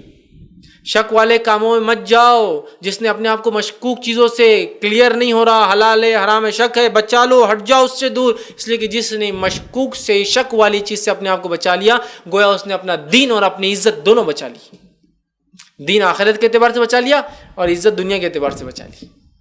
تو جو انسان حرام کمائیں گا دنیا میں بے عزت ہوتا ہے، آخرت میں ذلیل ہوتا ہے، دین اپنا کھو بیٹھتا ہے، جہنم میں جاتا ہے، تو آخرت دین بچا لیا، دنیا کے اعتبار سے عزت بچا لی۔ مشکوک سے بھی ہم کو بچنا ہے۔ حسن بصری رحمۃ اللہ علیہ فرمایا کرتے تھے، جامع علوم میں ان کے ایک قول ہے، وہ کہا کرتے تھے، تقویٰ تب تک متقین کے ساتھ رہا جب تک انہوں نے بہت ساری حلال چیزوں کو بھی اس خوف سے کہیں حرام تو نہیں چھوڑے رکھا۔ تقویٰ تب تک متقین لوگوں میں باقی رہا جب تک انہوں نے حلال چیزوں کو بھی اس ڈر سے نہ چھوڑ دیا کہیں یہ حرام میں تو ہم نہیں جا رہے ہیں۔ کتنی زبردست بات ہے، احتیاطی پہلو بولتے ہیں اس کو، کہ میں کر سکتا ہوں لیکن احتیاطی ہے کہ اگر نہ کروں تو بیٹر ہے۔ سمجھ رہا، یہ بھی مشکوک شک ہو رہا ہے نا اس چیز میں، سمجھ رہا۔ تقویٰ تب تک متقین میں رہا، ٹھیک۔ امام مالک رحمہ اللہ سے ایک مرتبہ کسی نے سوال کیا کہ میرے آنکھ پہ جو ہے غلاظت اڑی، اتنی چھوٹی سی غلاظت، گندگی، پانی اڑا، تو کیا مجھے کپڑے بدلنا پڑیں گے؟ تو آپ نے کہا نہیں، ایک جو سکہ ہوتا ہے اس کا نام لیا آپ نے، کہ اتنے سکے کے برابر اگر غلاظت اڑتی ہے تو پھر تجھے ضرورت ہے کہ تو کپڑے اپنے چینج کر لے۔ ایک مرتبہ امام مالک کو دیکھا گیا تھوڑا سا چھیٹا اڑا، کپڑے بدل کے آ گئے، تو اس سائل نے پکڑ لیا، کہ امام مالک میں نے آپ سے ایک مرتبہ سوال کیا تھا کہ کتنی گندگی اڑے تو کپڑے بدلنا پڑیں گے، تو آپ نے کہا ایک سکے کے برابر۔ ابھی آپ کو تو بہت تھوڑی سی کیوں بدلے آپ نے؟ تو کہا وہ تو فتویٰ تھا، شریعت کا جو حکم تھا وہ رکھا تھا، لیکن میرا تقویٰ یہ مجھے ڈر ہے کہ ہو سکتا ہوں تو احتیاطاً چینج کر لے رہا ہوں، اللہ نے دیا ہے تو۔ سمجھ رہے آپ؟ تو آپ حسن بصری رحمۃ اللہ فرما رہے ہیں، تقویٰ تب تک متقین کے ساتھ رہا جب تک انہوں نے بہت ساری حلال چیزوں کو بھی اس خوف سے چھوڑ رکھا کہ کہیں یہ حرام نہ ہو. لیکن ہرگز میں اس میں شک کی بات نہیں کر رہا ہوں کہ پوری زندگی آپ شک میں گزارے. یہ بات صحابہ کو پتہ ہے، لیکن ایسا لگ رہا ہے باؤنڈری پہ جا سکتے اس بات کی وجہ سے تو احتیاط کرنے کی. لیکن کوئی انسان زندگی بھر شک میں گزارے، اسلام شک کو پسند نہیں کرتا ہے. یہ تقویٰ تھا ان کا. حلال ہے چیز پھر بھی احتیاط کرتے تھے کہیں اس حلال چیز کے چکر میں حرام کی طرف نہ چلے جاؤ، یہ بولنے کا مقصد ہے. لیکن صحابہ شک میں زندگی نہیں گزارتے تھے، یقینی زندگیاں گزارتے تھے، یقینی عبادتیں کرتے تھے. بہرحال تو یہ بڑی اہم چیز ہے. اور جب انسان حرام کماتا ہے ساری زندگی شک میں گزرتی ہے، ساری زندگی پریشان رہتا ہے، ساری زندگی سوچتا رہتا ہے. اس کا ذہن اس کا ساتھ نہیں دیتا، اس کا جسم اس کا ساتھ نہیں دیتا، اس کا سماج اس کا ساتھ نہیں دیتا، اس کا ماحول جو حرام کماتے ہیں ان کا ماحول ساتھ نہیں دیتا، اس کے بچے اس کا ساتھ نہیں دیتے، اس کی بیوی یا بیویاں ہو تو اس کا ساتھ نہیں دیتی، اور دنیا میں جو ہے وہ سب کچھ کمانے کے بعد بھی اکیلی زندگی گزارتا ہے، اور مرنے کے بعد تو یقیناً بہت خطرناک انجام ہونے والا جو حرام کماتے تھے. تو ہم اس بات کو طے کر لیں کہ ہمارے انکم سورس حلال ہو. ہم کمائیں گے تو حلال، خرچ کریں گے تو حلال جگہ. بہت اہم ہے. اور رزق اور کمائی سے مراد ہر وہ چیز جس سے آپ دنیا میں بینیفٹ اٹھا رہے ہیں وہ حلال ہو. یہ نہیں کہ کہیں زمین الاٹ ہو رہی اپنے آپ کو بھکاری بنا دیا اور جا کے صف میں کھڑے ہو گئے اور لے کر آ گئے، خوش لے کے آ گیا ایک پلاٹ وہاں سے. ارے لیکن وہ تو غریب لوگوں کے تھے، بی پی ایل لوگوں کے لیے تھے جو بلو پاورٹی لائن ہے. تو کیسا چلے گا؟ ارے کپڑے وڑے پھاڑ کے چلا گیا، غریب بتا دیا، باپ داداؤں کو بھکاری بتا دیا، انجانے پتہ نہیں کون لاوارث اولاد بتا دیا، دیکھو میرے کو مل گیا. یہ دنیا کی بھی رسوائی ہوں گے، لوگ تھو کریں گے یار تھوڑے کے لیے کیا. اور آخرت بہت خطرناک ہونے والی فریاد، چونکہ حق مارا نا دوسرے کا. یہ رزق ہے، گھر تو مل گیا لیکن تو نے جھوٹ کہا نا. سمجھ رہا بات؟ یہ بڑی اہم چیز ہے کہ رزق کیسے آ رہا ہے. وہاں لکھا ہوا کہ غریبوں کے لیے یہ کھانا ہے، مسافروں کے لکھا تو میں بھی کھا سکتا ہوں، میں بھی مسافر ہوں. غریبوں کے لیے کھانا ہے اور میں بھی صف میں کھڑا ہو گیا. کھانا ہے تو پھر کس کو دیکھنا ہے کون دے رہا اور کیا کر رہا اور کس کے لیے، شامل ہو جاؤ. روز قیامت وہ رزق آپ نے غلط طریقے سے لیا، وہ غریبوں کے لیے تھا. اللہ نے آپ کو سب کچھ دے رکھا تھا. یہ الگ بات ہے کہ وہاں لکھا ہو مسافروں کے لیے، مسافر کوئی بھی ہو سکتا، غریب امیر ہو. یہ الگ بات ہے کہ آپ مصیبت آپ بولیے کہ میں غریب تو نہیں ہوں لیکن کھانا کہیں نہیں مل رہا، ہوٹلیں سب بند ہیں، آپ میں اس میں سے کھاؤں کیا؟ اجازت ٹھیک کچھ صدقہ کیجیے ان کو کہ بھائی لیجیے اس کے بدلے، اس لیے کہ آپ نے مجھے کھلایا، مستحق نہیں تھا اس کا. لیکن آج دیکھیے ذرہ چیزوں سے اگر رزق آنے دو جی، کہاں سے آ رہا کیسے آ رہا کوئی اس کی پرواہ نہیں. ارے وہ راشن کا اناج آتا ہے بھائی وہاں نہیں لو نا، راشن کے مستحق اللہ نے اتنا دیا پھر بھی ارے راشن کی شکر تو اپنی شکر تو اچھی جو باہر ملتی لو جا کے وہاں سے. ارے میرے بھائی وہ مستحقین کی شکر ہے، تم مستحق نہیں ہو راشن کے. تم وہ 25 روپے میں ملتی ہے تو وہ اصل شکر 40 میں آتی، تم 15 روپے کے لیے حرام رزق لے رہے ہو، کسی کا حق مار رہے ہو. یہ بھی انکلوڈ ہے اس کے اندر، یاد رکھیے. ہم کسی بھی ذریعے کو انالائز کریں، کہیں ہم حرام تو نہیں کر رہے ہیں. ٹھیک ہے، اسپینڈنگ پہ انشاءاللہ کہیں موقع ملا تو حلال جگہ خرچ کرنے کا الگ موضوع ہے. لیکن آج کا موضوع تھا حلال رزق کمانے کی اہمیت اور حرام کی قباحت کتنی ہے. ہمیں اپنے آپ کو حلال کمانے کا عادی بنانا ہے، حرام سے روکنا ہے. میں اپنی بات کو ختم کروں گا قرآن کی ایک آیت سے. اللہ رب العزت سورہ بقرہ سورہ نمبر 2 آیت نمبر 2 سے کیسے فرماتا ہے، کہتا ہے وَاتَّقُوا يَوْمًا تَرْجُونَ فِيهِ إِلَى اللَّهِ ثُمَّ تُوَفَّى كُلُّ نَفْسٍ مَّا كَسَبَتْ وَهُمْ لَا يُظْلَمُونَ. اللہ فرماتا ہے، کہتا ہے وَاتَّقُوا يَوْمًا تُرْجَوْنَ فِيهِ إِلَى اللَّهِ، کہ ڈرو اس دن سے جب تم سب کو لوٹ کر اللہ رب العزت کے پاس جانا ہے. ثم توفى كل نفس ما كسبت، اور ہر کسی کو اللہ کے سامنے حاضر ہونا پڑے گا اور پورا حساب دینا پڑے گا دنیا میں اس نے کیا. کسبت وهم لا يظلمون، اور اللہ رتی برابر بھی ان کے ساتھ اپنی طرف سے ظلم نہیں کریں گا. تو بس اس آیت کو ذہن میں رکھیں کہ ہمیں ہر کام کا آخرت میں جواب دینا ہے کہ کیا کیا اور کیوں کیا اور کیسے کیا اور طریقہ کیا تھا. تو بس ہم اپنی روزی کو بھی ہمیشہ ذہن میں رکھیں. روزی بہت بڑا ذریعہ ہے جس کے دنیا کے سارے ہی کام ہوتے ہیں. میں کہوں گا ہم سارے ہی کام ہوتے ہیں. میری شادی بیاہ، اولاد، تعلیم، کھانا پینا، پہننا، گھر لینا، گاڑیاں، سب کچھ ڈیپینڈ ہے انکم پر. یہ سورس میں گڑبڑ مت آنے دیجیے. اگر یہ ٹینک ہے واٹر ٹینک، اس میں گندا پانی مل گیا تو اس سے فائدہ اٹھانے ساری چیزیں گندی ہو جائیں گی. اور آج اس کو بہت معمولی ہم نے مذاق سمجھ لیا حلال روزی کو، اور حلال کمانے والے کو ہم ہنستے جوک بناتے. اس نے حلال کمایا، آج یہاں رہ گیا، ہم دیکھو کہاں پہنچ گئے. حلال کمائی کی اتنی زیادہ اہمیت ہے کہ انسان دعاؤں سے محروم ہو جاتا ہے، دعاؤں کی قبولیت سے محروم ہو جاتا ہے. گویا اللہ تعالیٰ حرام کمانے والے سے قطع تعلق کر لیتا ہے، اپنا رشتہ توڑ دیتا ہے. اس سے بری بات کیا ہوگی؟ اور بھی کئی دنیاوی اور اخروی نقصان ہیں. ہمیں چاہیے کہ بس کوشش کرے اپنی انکم کو حلال کرے, مشکوک سے بچنے کی کوشش کرے, حرام سے 100% اپنی نفسوں کو ہم بچائیں, چاہے انکم کا ذریعہ کچھ بھی ہو. اس معاملے میں احتیاط کرے, ورنہ سود, ربا, رشوت خوری, دھوکہ دینا عام ہو چکا ہے. بینکس میں جا کے آپ جاب کر رہے ہیں, آپ رشوتیں لے رہے ہیں اپنے کام کے بدلے, یہ سب بہت غلط بات ہے. یاد رکھیے ان تمام چیزوں سے ہم اپنے نفس کو بچائیں اور کوشش کریں کہ ہماری روزی حلال ہو, اس لیے کہ ہماری روزی سے ہمارے بیوی اور بچے پلتے ہیں. کہیں ایسا نہ ہو ہماری غلطی کی وجہ سے ان کی نشر و نما حرام پر ہو اور آخرت میں ان کی پکڑ ہو جائے. اللہ سبحانہ تعالیٰ ہماری حفاظت فرمائے. اللہ سبحانہ تعالیٰ جو ہے ہم تمام کو جو کچھ کہا سنا گیا اس پہ جو عمل کرنے کی توفیق عطا فرمائے. ہم تمام کو کتاب و سنت کی صحیح سمجھ عطا فرمائے. ہم تمام کے لیے حلال روزی کمانا آسان کرے. ہم تمام کو دین اسلام کی صحیح سمجھ دے اور ہمیں صحیح جگہ خرچ کرنے کی توفیق عطا فرما. جب تک ہمیں زندہ رکھے اسلام اور ایمان پر زندہ رکھے, خاتمہ ایمان پر ہو. وآخر دعوانا ان الحمد للہ رب العالمین. سبحان ربک رب العزۃ عما یصفون وسلام علی المرسلین والحمد للہ رب العالمین.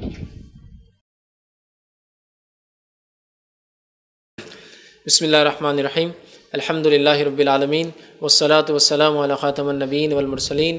رب اشرح لی صدری ویسر لی امری واحلل عقدۃ من لسانی یفقہوا قولی. اما بعد, ایک سوال ہم لیں گے چٹ سے اور انشاءاللہ ایک سوال جین سے پھر ہم لیں گے. کسی نے سوال کیا ہے, 3 بھائی ہے, اس میں سے ایک بھائی رشوت لیتا ہے اور ان کے حصے دعوت آتی ہے, قریبی رشتہ دار ہے. کیا 2 بھائی محنت کرتے ہیں, جوائنٹ فیملی ہے, ہمیں جانا چاہیے نہیں؟ ابھی تک تو ہم بڑے بھائی کی 2 بھائی محنت سے کماتے ہیں وہ سمجھ کر گئے. میں سوال یہ تھا 3 بھائی ہے, ایک بھائی حرام کماتا ہے لیکن اس کی حلال انکم بھی ایسا سمجھ میں آ رہا ہے لیکن رشوت لیتا ہے, 2 بھائی حلال کماتے ہیں, تو ٹوٹل 3 بھائیوں میں سے تینوں حلال بھی کماتے ہیں اور ایک آدمی تھوڑی سی رشوت بھی لیتا ہے. سوال یہ, تو اس معاملے میں دعوت اگر آئے تو کیا کرے؟ کیا یہ سوچ کے چلے جائے کہ اس آدمی کی چونکہ 2 بھائیوں کی انکم حلال ہے اور جوائنٹ فیملی ہے تو ٹھیک؟ تو دیکھیے اگر کوئی آدمی مشترکہ دعوت دی جا رہی ہے, مل کر لوگ دعوت دے رہے ہیں, 2-3 بھائی ہے, ایک آدھ رشوت لیتا ہے لیکن حلال انکم بھی ہے, حرام ہے, تو جہاں حلال و حرام انکم کے مکس ہونے کا, اور یہاں میں سمجھتا ہوں رشوت کی انکم کم ہوں گی چونکہ 3 بھائی کی حلال انکم بھی اس میں ہے, تو لہٰذا جانے میں انشاءاللہ اس کو حرج نہیں. اس لیے کہ جہاں مکس انکم کا ایشو آتا ہے وہاں آپ یہ سوچ سے جا سکتے ہیں کہ انشاءاللہ یہ مجھے حلال سے دے رہا ہوں گا یا کھلا رہا ہوں گا. ورنہ ہوتا ہے کچھ لوگ سمجھتے ہیں حرام جو کماتا ہے گویا اس کو 100% بائک آؤٹ کر دیا جائے.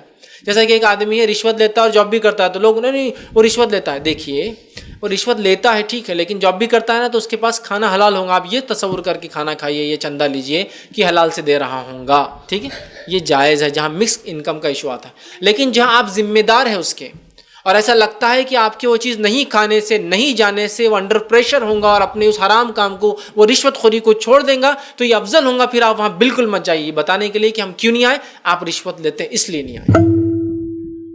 ڈیپینڈ ہے. دیکھیے ایک ہے کہیں جانے سے فرق پڑتا ہے تو جائیے اور فائدہ اٹھائے, اور ایک ہے کہیں نہیں جانے سے فرق پڑتا ہے تو وہاں مت جائیے. جیسا کہ کسی نے سوال کیا ہمارے گھر میں بدعت اور رسومات کرتے شادی میں, تو کیا میں وہاں جاؤں یا نہیں جاؤں؟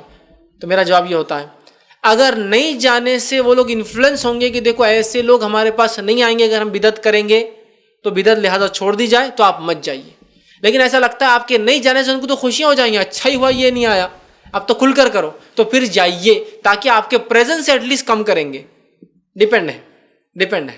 تو اگر آپ کے وہاں جانے سے وہ لوگ پوچھیں گے کیوں نہیں ہے, اور آپ کہہ سکتے ہیں کہ اس لیے کہ آپ حرام کماتے ہیں اور آپ انفلوئنس مطلب آپ ان کے بڑے ہیں, آپ ان کے رشتہ دار ہیں, آپ کے بغیر وہ کوئی کام نہیں کرتے ہیں, تو بالکل آپ انفلوئنس ڈالیے, مت جائیے. یہ کہیے کہ حلال ہے کھا سکتا ہوں پھر بھی نہیں آؤں گا, تاکہ تم اس چیز کو مکمل ترک کر دو, چھوڑ دو, ٹھیک ہے. اب لگتا ہے نہیں جائیں گے تو مکمل ہی بے چھوٹ کام کریں گے, تو پھر جائیے چونکہ کھانا تو حلال ہے, تاکہ ایٹ لیسٹ رہنے سے وہ سوچیں گے کہ یار لوگ آ رہے ہیں, آئندہ ان کو بلانا ہے تو اپنے کو حلال کرنا پڑے گا کہ بھائی دیکھو میں آ گیا یہ بات, لیکن آئندہ نہیں آؤں گا اس لیے کہ تم ابھی بھی نہیں چھوڑے ہو. سمجھ رہے؟ تو یہ ڈیپینڈ ہے. لہٰذا چونکہ مکس انکم کا کوشچن ہے, مکس انکم جس میں 3 بھائی ہیں, ایک بھائی رشوت لیتا ہے, 2 بالکل حلال کماتے ہیں, حالانکہ تیسرا بھائی بھی حلال کماتا ہے لیکن رشوت بھی لیتا ہے, ایسی جگہ انشاءاللہ کھانے میں کوئی حرج نہیں ہے. لیکن پھر ڈیپینڈ ہے, نہ جانے سے اگر اتنی بھی رشوت دینا چھوڑ دے تو بہت اچھی بات ہے, اور جانے سے ایٹ لیسٹ کم کرے تو یہ بھی ٹھیک ہے, بہرحال اس میں انشاءاللہ کوئی حرج نہیں ہوگا. جی السلام علیکم. اگر کسی مال ہم لوگ نے گڈس خریدا, اس کی پوری طرح سے قیمت نہ ادا کی گئی ہو تو اس کو سیل کر سکتے ہیں کیا؟ پانی کا سوال کیا کہ اگر ہم نے کوئی گڈس پرچیز کیا, کوئی مال خریدا اور اس کی پوری قیمت پے نہیں ہوئی تو کیا ہم اس کو سیل کر سکتے ہیں؟ تو ہاں بالکل سیل کر سکتے ہیں. اس کو کہتے ہیں کہ جو ہے ادھار میں چیز لے کر فروخت کر دینا. ایسی تجارتیں صحابہ کی نظر آتی تھی کہ صحابہ پیمنٹ نہیں کرتے تھے یا کچھ پارٹ پیمنٹ کرتے تھے, چیز پرچیز کر کے لاتے تھے, چیز کو سیل کر دیتے تھے, سیل کرنے کے بعد اس کی ریئل ویلیو جو قیمت تھی وہ ان کو دے دیا کرتے تھے.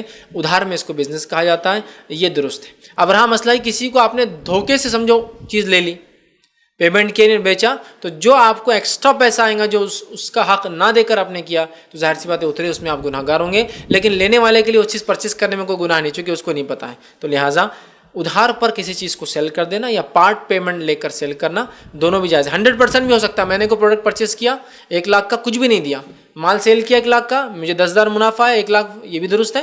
پارٹ پیمنٹ 50,000 دیا, 50 کا ادھار لیا, یہ بھی درست ہے. اس میں انشاءاللہ عزیز کوئی حرج نہیں.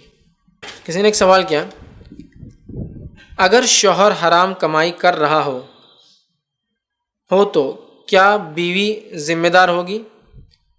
کیا وہ بھی گناہ گار سمجھی جائیں گی؟ دیکھیے اب کسی نے سوال کیا, کیا اگر شوہر حرام کماتا ہو تو بیوی کا اس میں کیا معاملہ ہے؟ اگر شوہر حرام کماتا ہو تو بیوی کا کام ہے کہ شوہر کا دماغ کھا لے بول بول کر کہ یہ کام تمہارا غلط ہے,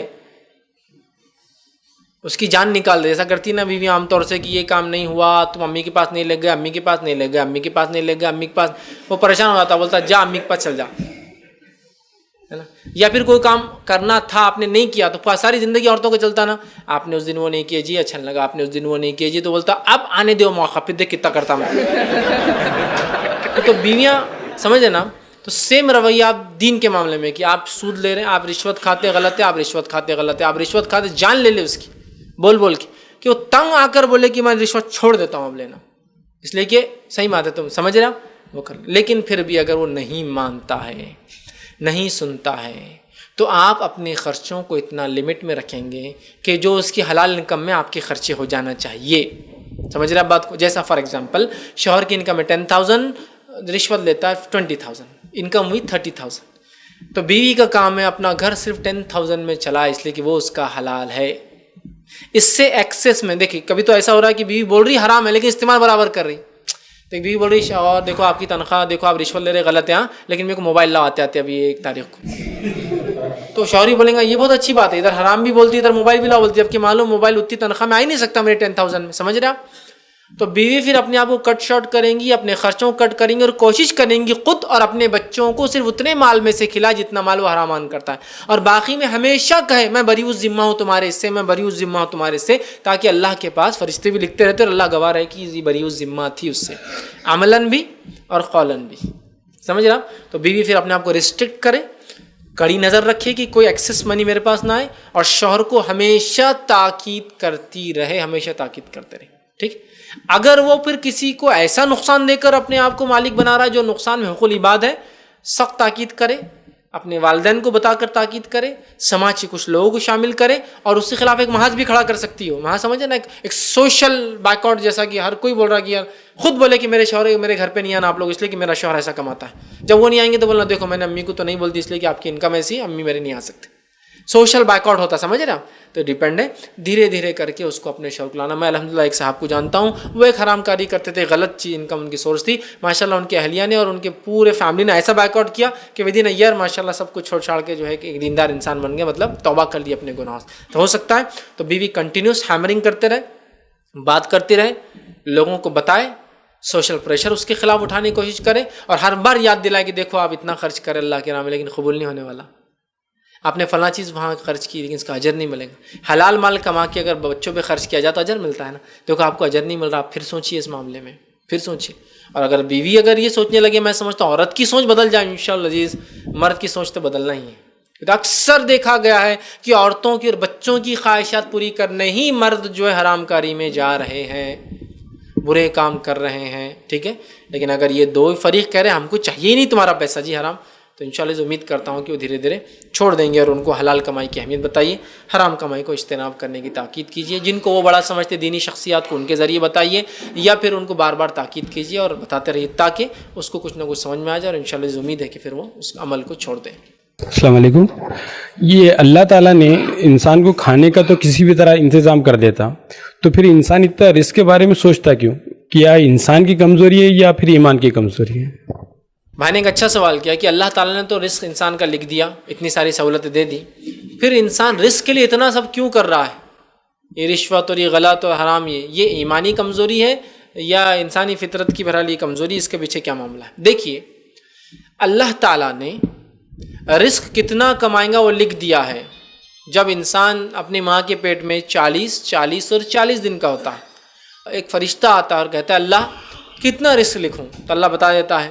کتنی زندگی لکھوں، اللہ بتا دیتا ہے، اور اس میں روح پھونک دی جاتی ہے. 4 باتیں بہرحال تفصیلات کے ٹائم میں روح پھونک دی جاتی ہے.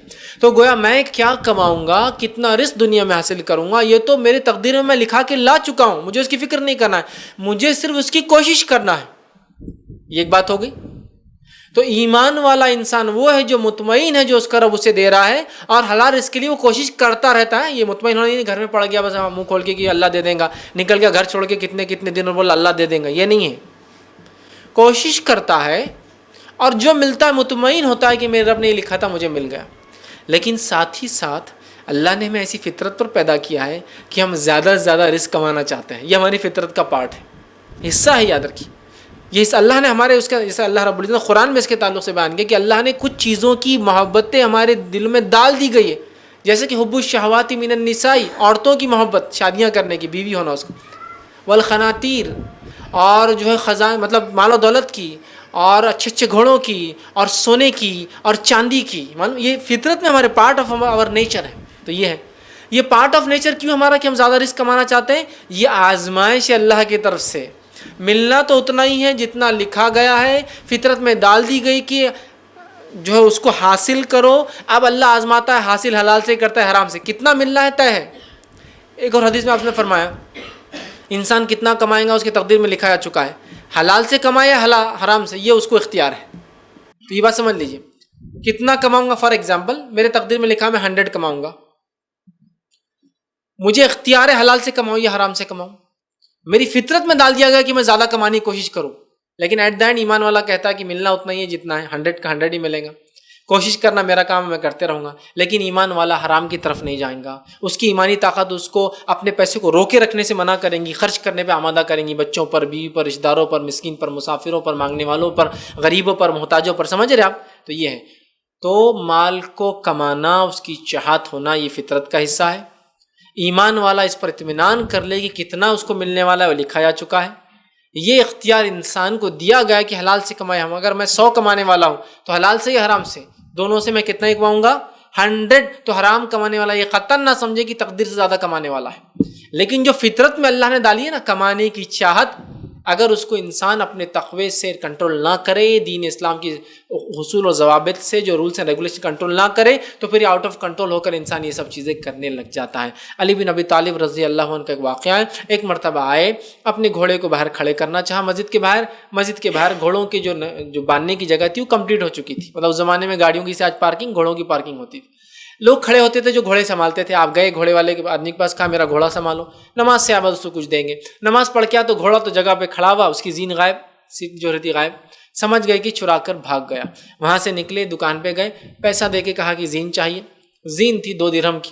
جب زین لینے لگے تو سامنے دیکھا کہ ایک زین لٹکی انہی کی.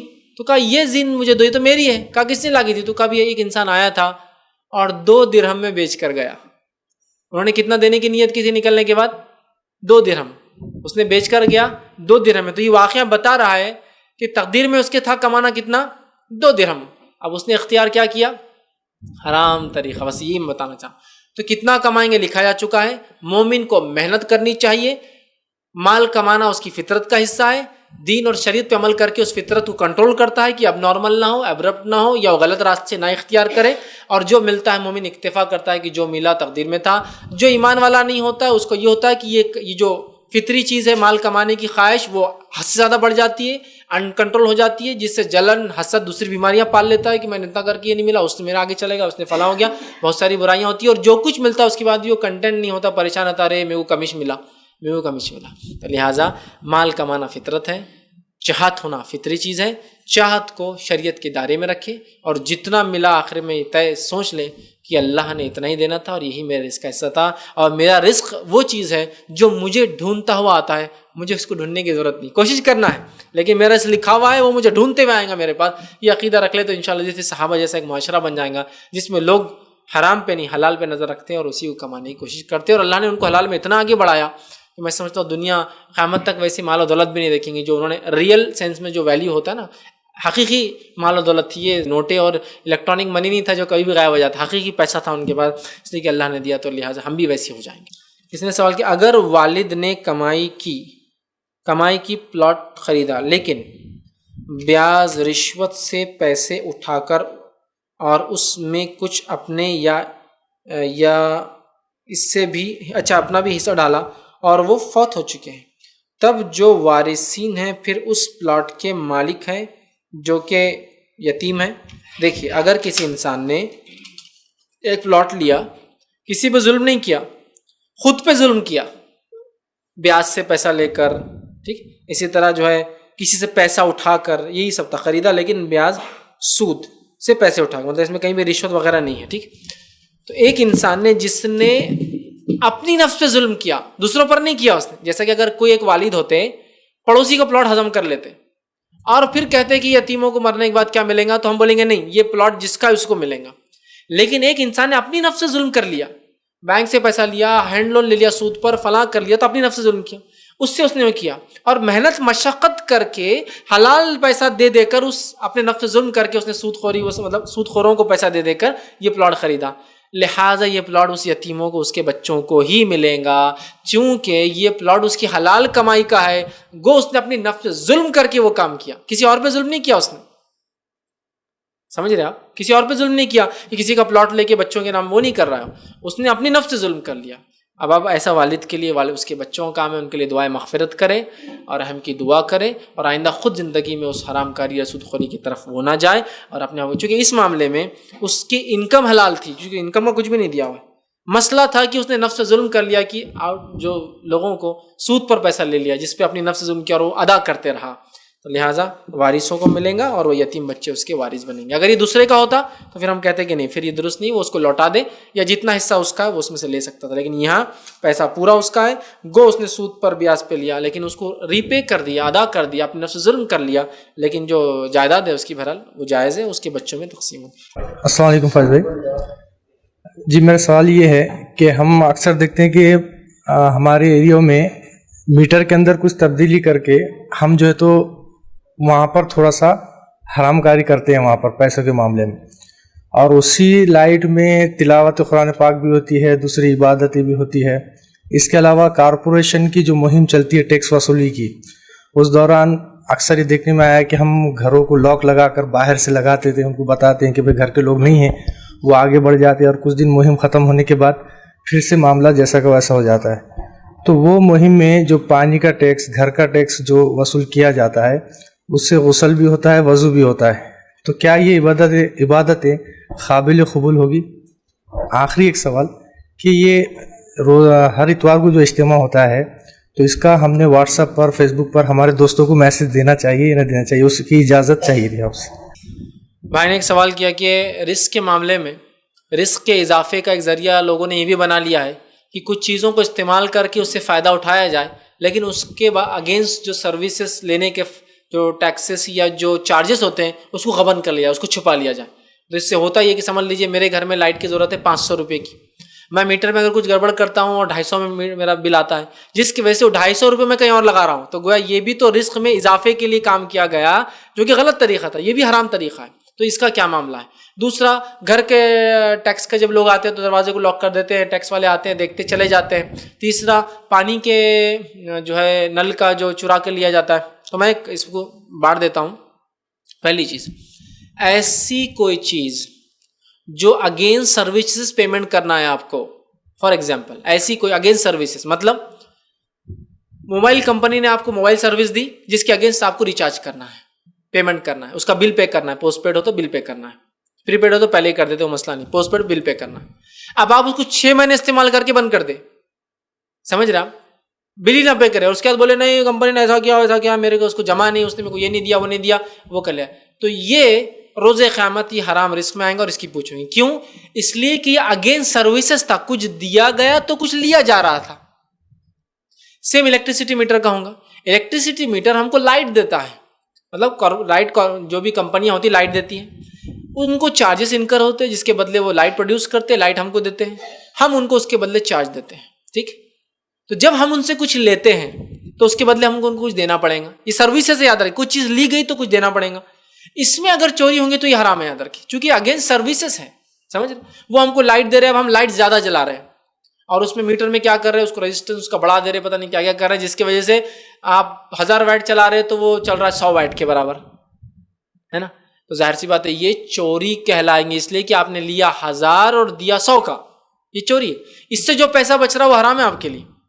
اب بھائی اس میں جو کام ہو رہے, قرآن بھی آپ پڑھے, صحیح بات ہے, غلط ہے نا اللہ کے کلام, اس لیے کہ لائٹ کو فرض عین نہیں, آپ کو بغیر لائٹ کی آپ زندگی گزار سکتے ہیں نا. اچھا کچھ لوگ نہیں, وہ گورنمنٹ کیا کرتی, بہت مہنگی ہم کو لائٹ دیتی, تو ہم کیا کریں اس معاملے میں, آپ لے یا نہ لے.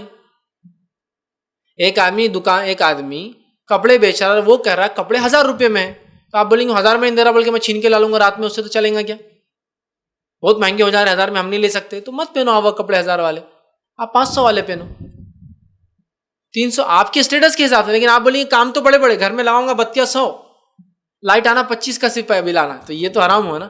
اگین سروسز چوری ہو رہی نا, ہے نا. اب نہیں, وہ تو چوری کا سوال ہی نہیں, ہمارے میٹر ہی نہیں ہے, ہمیں ڈائریکٹ وہ آکوڑے ڈالے ہوئے.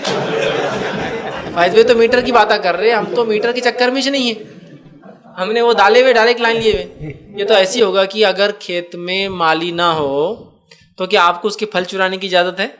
نہیں, کوئی دیکھ رہا نہیں تو پھر ہم کو کوئی کچھ بول رہا نہیں تو ہم کرتے جا رہے. کھیت میں مالی نہ ہو تو اسلام اجازت دیتا آپ کو پھل چرانے کی. ایئرٹیل کا سرور جل گیا, لگاؤ انٹرنیشنل کال, کون پوچھنے والا ہے, بل ہی نہیں آ رہا. تو کھیت میں مالی نہ ہو تو کیا آپ کو اجازت ہے پھل لوٹنے کی؟ نہیں ہے. روزے خواہ میں جواب دینا پڑے گا پھل لوٹنے کے لیے, چونکہ مالی نہ ہونا, مالی ہونا چاہیے, اس کا کام ہے, لیکن اگر وہ کسی وجہ سے نہیں آ سکا تو کیا آپ لوٹ جائیں گے اس کے؟ نہیں. رہا معاملہ نل کا, سیم, نل پانی آتا ہے تو ہم اس کے پیسے دیتے ہیں. نہیں, پانی برابر نہیں آ رہا ہے, 2 دن آ رہا ہے, 10 دن آ رہا ہے, سال میں صرف آدھا سال آ رہا ہے, تو بھی آپ کو جو ٹیکس آ رہا ہے 2400 آتا ہے آدھے انچ کے نل کو. 2400 روپئے میں کتنے ٹینکر پانی آتا ہے اور کتنے دن چلتا, موازنہ کر لے تو یہ پانی زیادہ ہی آتا ہے اس کاسٹ کے مقابلے میں. گورنمنٹ نے ہمیں روز دینا چاہیے, اپوائنٹڈ وقت پہ دینا چاہیے, جتنا بولی اتنا دینا چاہیے, سب تو ہے, لیکن اس کے بعد بھی جو دیا جا رہا ہے وہ اتنا چیپ ہے کہ اگر آپ پرچیز کرنے جائیں گے تو 300 میں ایک ٹینکر آتا, صرف 8 ٹینکر آئیں گے آپ کو, سال بھر تو آپ کا 8 ٹینکر پہ گزر ہی نہیں سکتا. تو آپ یہ سوچیے نا, چلو ٹھیک ہے کم ہو رہا, لیکن اس کے لیے آپ چرا لے کہ ایک لیگل ایک انلیگل, بلکہ حالت تو ایک لیگل ایک انلیگل نہیں ہے, 10 انلیگل ہے اور ایک لیگل ہے, نہیں کر سکتے آپ, چونکہ وہ پانی آپ پی رہے ہیں, وہ پانی سے آپ غسل لے رہے ہیں, اس کا کیا ہوگا واللہ عالم. لیکن یہ جو پیسہ بچا رہے ہیں, اب یہ حرام بولنا چاہ رہا ہوں. عبادت ایک الگ چیز, لیکن یہ پیسہ حرام ہے, یاد رکھیں, چونکہ اس میں کچھ نہ کچھ تو پے کر رہے ہیں نا, تو قرآن اس میں, چونکہ آدمی اس میں ایڈ نہیں, قرآن بولے وہ حلال میں ایڈ ہے, باقی کا حرام, اس لیے میں کہہ رہا ہوں. تو وہ جو رسک بچا رہا ہے, پیسہ بچا رہا ہے, وہ حرام میں کاؤنٹ ہوں. ایک اعلان کر رہا ہوں, لیکن کوئی ضروری نہیں وہ ہو, لیکن ایک امید ہے کہ انشاءاللہ عزیز اینٹی کرپشن بیورو کی طرف سے جو ایک مہم چالو ہے کرپشن کے اگینسٹ, اس کے سپورٹ میں اسلامک ریسرچ سینٹر اور اینٹی کرپشن بیورو کی طرف سے انشاءاللہ آنے والے اتوار پاسبلٹی ہے, چونکہ ڈیٹس فائنل نہیں ہوئی وہ لوگ دینے, تو جو ایس پی ہے لوکل جو ابھی نئے آئے ہیں ناندیڑ سے, ان کا تعلق ہے, انہوں نے اینٹی کرپشن ایک مہم چلائی ہے, ماشاءاللہ 200 لوگوں کو پکڑ لیا ہے. تو ان کا وہ چاہ رہے ہیں کہ ہم لوگوں کو اویئرنیس دے کرپشن کے اگینسٹ, تو ہم نے ان کو دعوت دی ہے, وہ لیکن کچھ وجہ سے فائنلائز نہیں کر پائے, وہ آج ناسک میں تھے, لیکن ان کا ایسا ایکسپیکٹیشن ہے کہ آنے والے سنڈے ایک پروگرام ہوگا جس میں ایک میرا عنوان ہوگا, جس میں رشوت کی اسلامی حقیقت بتاؤں گا, اسلام کے مطابق کیا ہے. 25 منٹس کا میرا لیکچر ہوگا, اس کے بعد 1 آور کا ان کا لیکچر ہوگا. سود کیسے لوگ, مطلب رشوت کیسے لیتے ہیں, کیسا پکڑا جائے, ٹریپ کیسا ڈالا ہے, وہ پورا سکھائیں گے. اور اس کے بعد 1 آور ہاف این آور کا کوشچن آنسر سیشن ہوگا. تو آپ تمام سے گزارش ہے, امید ہے, چونکہ میں ایگزیکٹلی نہیں بولتا ہوں, چونکہ ہو جائے تو اب اعلان کرنے کا میرے پاس ذریعہ نہیں آپ لوگوں کو, لیکن ایکسپیکٹڈ ہے کہ آنے والے سنڈے ہم ان کا ایک پروگرام رکھیں گے. اگر نہیں ہوتا اگلا تو اگلے سنڈے, مطلب اس منتھ ہم ان کا ایک پروگرام کبھی نہ کبھی رکھنا چاہ رہے ہیں, چونکہ وہ بھی کارنر میٹنگس لے رہے ہیں اور جگہ جگہ جا کے لوگوں کو اویئر کر رہے ہیں. تو ہم نے سوچا جب کارنر میٹنگس میں 2 4 5 10 لوگ ہوتے ہیں تو IRC بلایا جائے. تو امید ہے کہ انشاءاللہ اگلے اتوار اینٹی کرپشن بیورو کی طرف سے سمجھو ان کے جو ایس پی ہے لوکل اورنگ آباد کے وہ آئیں گے, اور کرپشن, اس کے نقصانات اور کیسے کرپشن کو روکا جائے اس کے بارے میں کچھ بات کہیں گے. اور آپ کو کھلا سیشن کوشچن آنسرز کہوں گا, تو جینوئن کوشچنس یاد رکھیے, ذہن میں رکھیے, لکھ کر لائیے, تاکہ ان سے آپ جو ہے وہ کوشچن آنسرز کر سکتے ہیں. کسی نے ایک سوال کیا کہ ہوٹل کے کاروبار میں جو پیسہ لگایا جاتا ہے کیا وہ جائز ہے, اس سے جو انکم ہوگی کیا وہ جائز ہے؟ بالکل, ہوٹل کے کاروبار میں اگر ہوٹل میں اشیاء حلال بکتی ہیں اور اس طرح سے, تو میں سمجھتا ہوں انکم تو کہیں بھی آپ پیسہ لگا سکتے ہیں اور انکم لے سکتے ہیں. کوئی ضروری نہیں کہ آپ ورکنگ ہو, آپ سلیپنگ پارٹنر ہو سکتے ہیں, ورکنگ ہوتے ہیں, پارٹ ورکنگ ہو سکتے ہیں, تو لہٰذا ہوٹل میں اگر چیزیں حلال بیچی جا رہی ہے, ہوٹل حلال اشیاء پہ رہنے کا ہے تو اس میں تو کوئی مسئلہ نہیں, ریسیڈینشیل ہوٹل, لوگ آ رہے رہ رہے چلے جا رہے ہیں, کوئی مسئلہ نہیں. تو لہٰذا اگر ہوٹل میں جائز اور حلال کام ہو رہے, حلال چیزیں بھی کریے, ہوٹل کے بزنس میں انویسٹمنٹ بھی کیا جا سکتا ہے اور اس کی انکم لینا بھی بہرحال آپ کے لیے جائز ہوگا, سب برابر. تو لہٰذا اس سے ہمیں بچنا چاہیے. سوال یہ تھا, کیا بیوی انہوں نے ایسا سنا ہے کہ گھر کی ذمہ داری ان کے اوپر ہوتی ہے بیوی پہ, مگر ان کے شوہر کہتے ہیں کیا جو بھی کماتے اس کے رسپانسبل ان کے شوہر ہی ہے, بیوی بچوں سے پوچھ نہیں. میں نے ایک سوال کیا کہ بیوی نے ایسا سن رکھا ہے کہ گھر کی ذمہ دار بیوی ہوتی ہے, لیکن شوہر کا کہنا ہے وہ کما رہے, وہ ذمہ دار ہے, ان کو فکر کی ضرورت نہیں. سوال یہ تھا. دیکھیے صحیح بات ہے, گھر کی ذمہ دار بیوی جو ہوتی ہے اس سے معنی یہ ہے کہ پورے گھر کی ذمہ دار نہیں, معنی ہے شوہر کے بچوں کی ذمہ دار. حدیث میں الفاظ ہے بیوی سے روز قیامت سوال ہوگا شوہر کے بچوں کے تعلق سے. تو جو بیوی گھر کی ذمہ دار ہے, جو بولتے ہیں نا, چونکہ گھر بچوں سے ہی بنتا ہے اس لیے بولا جاتا ہے, ورنہ بیوی بولیں گی گھر کے بولتے پورا میں گھر میں تم آ گئے تو میرے سرونٹ بن گئے, تو وہ معنی نہیں ہے. معنی یہ ہے کہ بچوں کی ذمہ دار ہے, اور انکم کی ذمہ داری تو یقیناً شوہر کے اوپر ہی, اس لیے کہ اسی وجہ سے تو شوہر کا مقام ہے, اسی وجہ سے تو مرد کا مقام ہے. اللہ رب العزت نے سورہ نساء میں فرمایا الرجال قوامون علی النساء, مردوں کو اللہ نے قوام بنایا, ایک سٹیپ اونچا بنایا, ایک ذمہ داری زیادہ دی عورتوں پر. کیوں؟ اس لیے کہ وہ کما کر لا کر دیتے ہیں. تو لہٰذا بیوی کی ذمہ داری شوہر کے بچے اور گھر کی دیکھ بھال ہے. ہاں, کمانے کی پوری ذمہ داری شوہر کی ہے, لیکن بیوی اگر دیکھے شوہر کی کمائی میں انکم میں کوئی گڑبڑ ہو تو ضرور تاکید کرے, ضرور نصیحت کرے, اور باقی تفصیلات تو بہرحال گزر گئی, بیوی کیسے تاکید کر سکتی, کیسے نصیحت کر سکتی. السلام علیکم. دراصل ایک سوال ہے کہ جنرلی ایسا کہا جاتا ہے کہ کوئی فلاں باوا ہے مان لو, اور وہ آگے کی بات بتاتے کل کیا ہوگا یا پرسوں کیا ہوگا.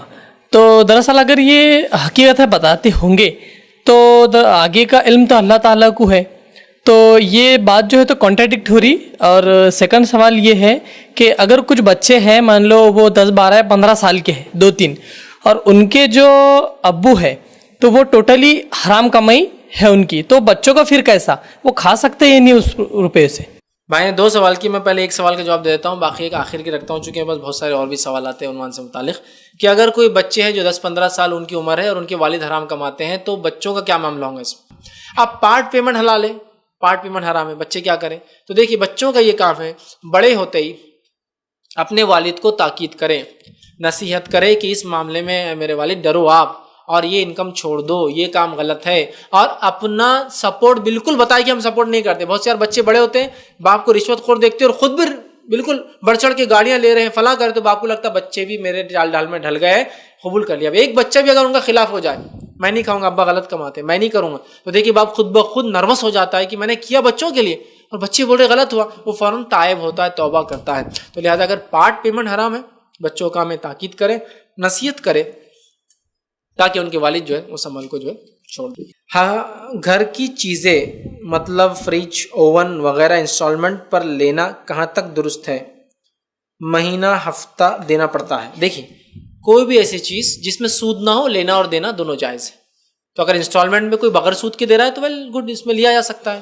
0% کوئی اسکیم ہو جس میں واقعی میں 0% لیا جا سکتا ہے.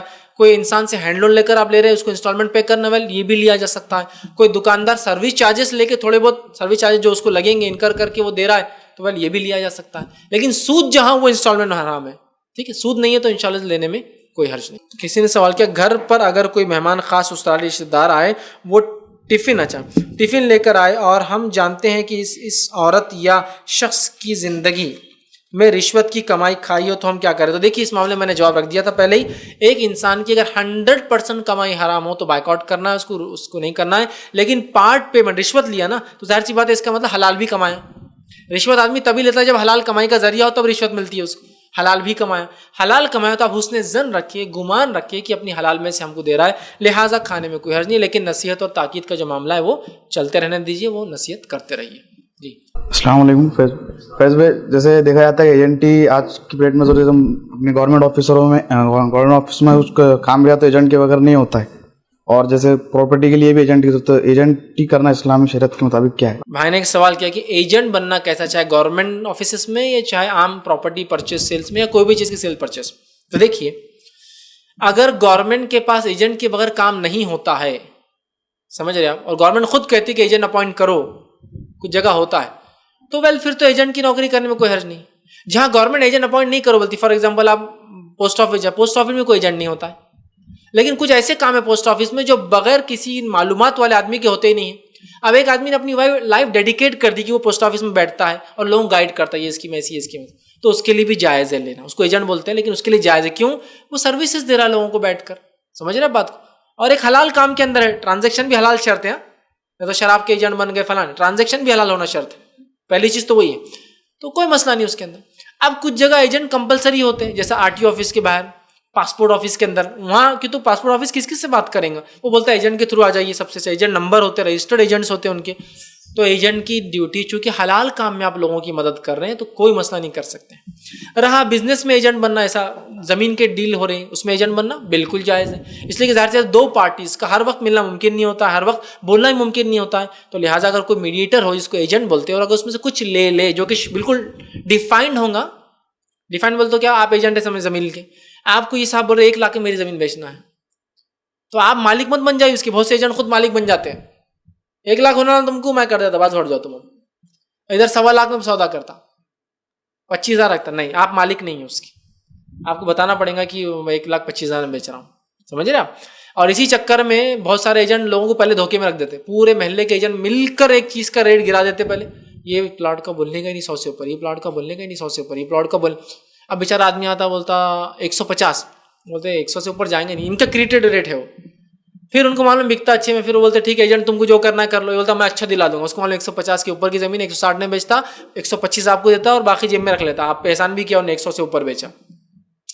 تو اگر آپ جھوٹ نہیں بولتے ہو, دھوکہ نہیں دیتے ہو, ٹھیک ہے, تو بیچ میں کوئی ٹکا لینا یہ جائز ہے. جیسا کہ میں کہوں کہ میں لینڈ ڈیل کرا دیتا ہوں دونوں کی, 2% آپ دیجیے, 2% آپ دیجیے, 4% آپ دیجیے, 3%, کچھ بھی ہو سکتا ہے ایکس. بیچ میں رہ کر آپ جب تک آپ جھوٹ نہ بولے اور دھوکہ نہ دے تو ایجنٹ گری جائز ہے, ایجنٹ بننا جائز ہے. اس لیے کہ اس میں کوئی حرج نہیں, سوائے ڈیل حلال ہو, پروڈکٹ حلال ہو, اور اس میں جھوٹ اور دھوکہ نہ ہو. جیسا کہ آپ ایجنٹ بن گئے ایک آدمی کی, آپ بول رہے یہی پلاٹ لو سب سے اچھا ہے, جبکہ وہ سب سے اچھا نہیں. کیوں؟ تو آپ ایجنٹ, آپ کو پیسہ ملے گا بول کرے, یہ دھوکے میں آ گیا. سمجھ رہے آپ؟ تو اگر دھوکہ نہیں ہے, جھوٹ نہیں ہے, تو ایجنٹ کا بزنس یا جاب کرنا بہرحال درست ہے. اس میں انشاءاللہ عزیز کوئی حرج نہیں. السلام علیکم. فیض بھائی, آج کل جو پیسہ رکھ کے گھر گروی رکھتے اور مطلب بولتے ہیں کہ بھائی 2 لاکھ روپے میں یہ گھر گروی رکھے اور مطلب پیسہ آپ یوز کرو اور ہم آپ کے گھر کو مطلب بھاڑا نہیں دیں گے, تو مطلب بہت سے کا سب کا الگ الگ اس کے اوپر رائے رہتی. تھوڑا اس کا ڈیٹیل میں تھوڑا سمجھا دیں. بھائی نے ایک سوال, بہت اچھا سوال کیا. بہت سے لوگ پیسہ دیتے ہیں اور کسی سے اس کا گھر لے لیتے ہیں, پھر اس گھر میں آ کے رہتے ہیں, بولتے ہیں تمہارے پیسے کو سود نہیں. یہ آدمی بولتا تھا تمہارے گھر کو کرایہ نہیں اور ہمارے پیسے کو سود نہیں. سمجھ رہا؟ مطلب الف نے بے کو جو ہے پیسے دیا, پیسے چونکہ بے نے الف سے لیا تو بے نے اپنا گھر الف کو دے دیا. الف اس میں آ کے رہتا ہے اور رہنے کے بعد اس کو کرایہ نہیں دیتا بے کو, اور بولتا میں نے جو آپ کو پیسے دیا اس میں کو سود مت دو, تمہارے گھر کو کرایہ نہیں. تو یہ معاملہ کیسا ہے؟ تو یاد رکھیں یہ بھی سود کی ہی ایک قسم ہے, یہ بھی سود کی ایک قسم ہے. آپ نے اس کو 2 لاکھ روپے دیے, اور آپ کی حدیث سن لیجیے پہلے کیوں سود میں نے کہا. ہر وہ قرض جو نفع لائے وہ سود ہے, ہر وہ قرض جو نفع لائے وہ سود ہے. آپ نے قرض دیا 2 لاکھ, نفع کیا ملا آپ کو؟ گھر بغیر کرائے کے, سود ہو گیا نا پھر. حتیٰ کہ علماء لکھتے ہیں اگر کسی نے کسی کو لون دیا, ہینڈ لون دیا, اور اگر وہ آپ کو خاص دعوت دے کر بلا رہا ہے, عام دعوت میں تو جا سکتے آپ, خاص دعوت دے کر بلا رہا ہے تو یہ دعوت قبول نہیں کی جائیں گی. سمجھ رہے آپ؟ اس لیے کہ یہ پیسہ جو ادھار دیا اس کے بدلے نفع مل رہا ہے آپ کو دعوت, ورنہ وہ دعوت نہیں دیتا ہے آپ کو. آپ نے کسی کو 10,000 روپے دو, چلیے چائے پئیں گے, جبکہ عام طور سے نہیں پلاتا ہے. آپ کہیں جزاک اللہ یہ چائے میں نہیں پی سکتا ہوں اس لیے کہ نفع ہے یہ. سمجھ رہے ہیں بات کو؟ اسی لیے بہت سارے لوگ جن سے وہاں پر سے گاڑیاں لیتے تھے, ہم ان کی مٹھائی کبھی نہیں لیتے. لاتے لوگ مٹھائی نہیں, ٹھیک آپ ویسے لا کے دیتے کہ ہم کو مٹھائی گاڑی لیتے کہیں سے نہیں, پھر ہم کو اب کیوں دے رہے آپ؟ اس لیے کہ نہیں, بہت سے لوگ ناراض ہوتے ہیں کہ جن سے میں یار یہ لوگ نہیں لیتے, حالانکہ تحفہ ٹھیک ہے, لیکن آپ تحفہ عام دنوں میں لا کے دیتے ہیں کہ ہم کو, تو پھر ابھی مت دیجیے. اس لیے کہ آپ ایک فائدہ اٹھائیں ہم سے, گاڑی لی اور آپ دے رہے, لون لی اور لے, پھر یہ وہی ہو گیا. پھر ایسا نہیں کہا کہ ہم بھی ایک طریقہ نکال رہے ایسے کھانے کا, ٹھیک. بہرحال تو ہر وہ جو رقم ہو جو نفع لے کر آئے ادھار وہ سود ہو جاتا ہے. اب لہٰذا آپ نے اس کو کیا کیا, الف نے کیا کیا, بے کو 2 لاکھ روپیہ اس کو دیا. بے بولتا ہے میرا گھر تم لے لو, ٹھیک, اور میرا گھر لے لو اور اس میں کرائے سے رہو, ٹھیک, اور میں کرایہ نہیں لوں گا. تو یہ جو کرایہ جو الف نہیں دے رہا, یہ خود بخود وہ کرایہ سود ہے نا. یہ کہیں اور ہے تو دیتا تھا, دینا ہی پڑتا تھا. سمجھ رہے آپ؟ تو یہ بھی سود کی ایک قسم ہے جو آج کل چل رہا ہے کہ تمہارا گھر رہن پہ رکھ لیتے ہیں اور وہ بولتا ہے میرے پیسے کو سود نہیں اور تمہارے گھر کو کرایہ نہیں. تو یہ تمہارے گھر کو کرایہ کیوں نہیں بھائی؟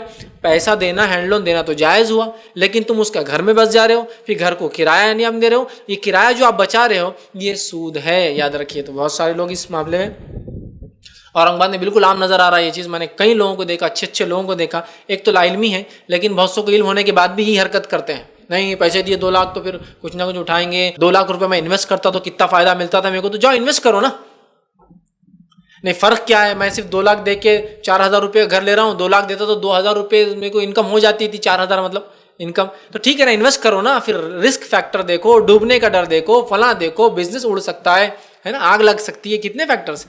نہیں دونوں تو برابر. بہت سے لوگ آرگیومنٹ کرتے ہیں. اس سے پہلے ایک صاحب ہے بولے 5 لاکھ روپے میں نے بینک جو ہے ایک گھر بنایا, 25,000 روپے کو اس کو کرایہ آ رہا, جائز ہے؟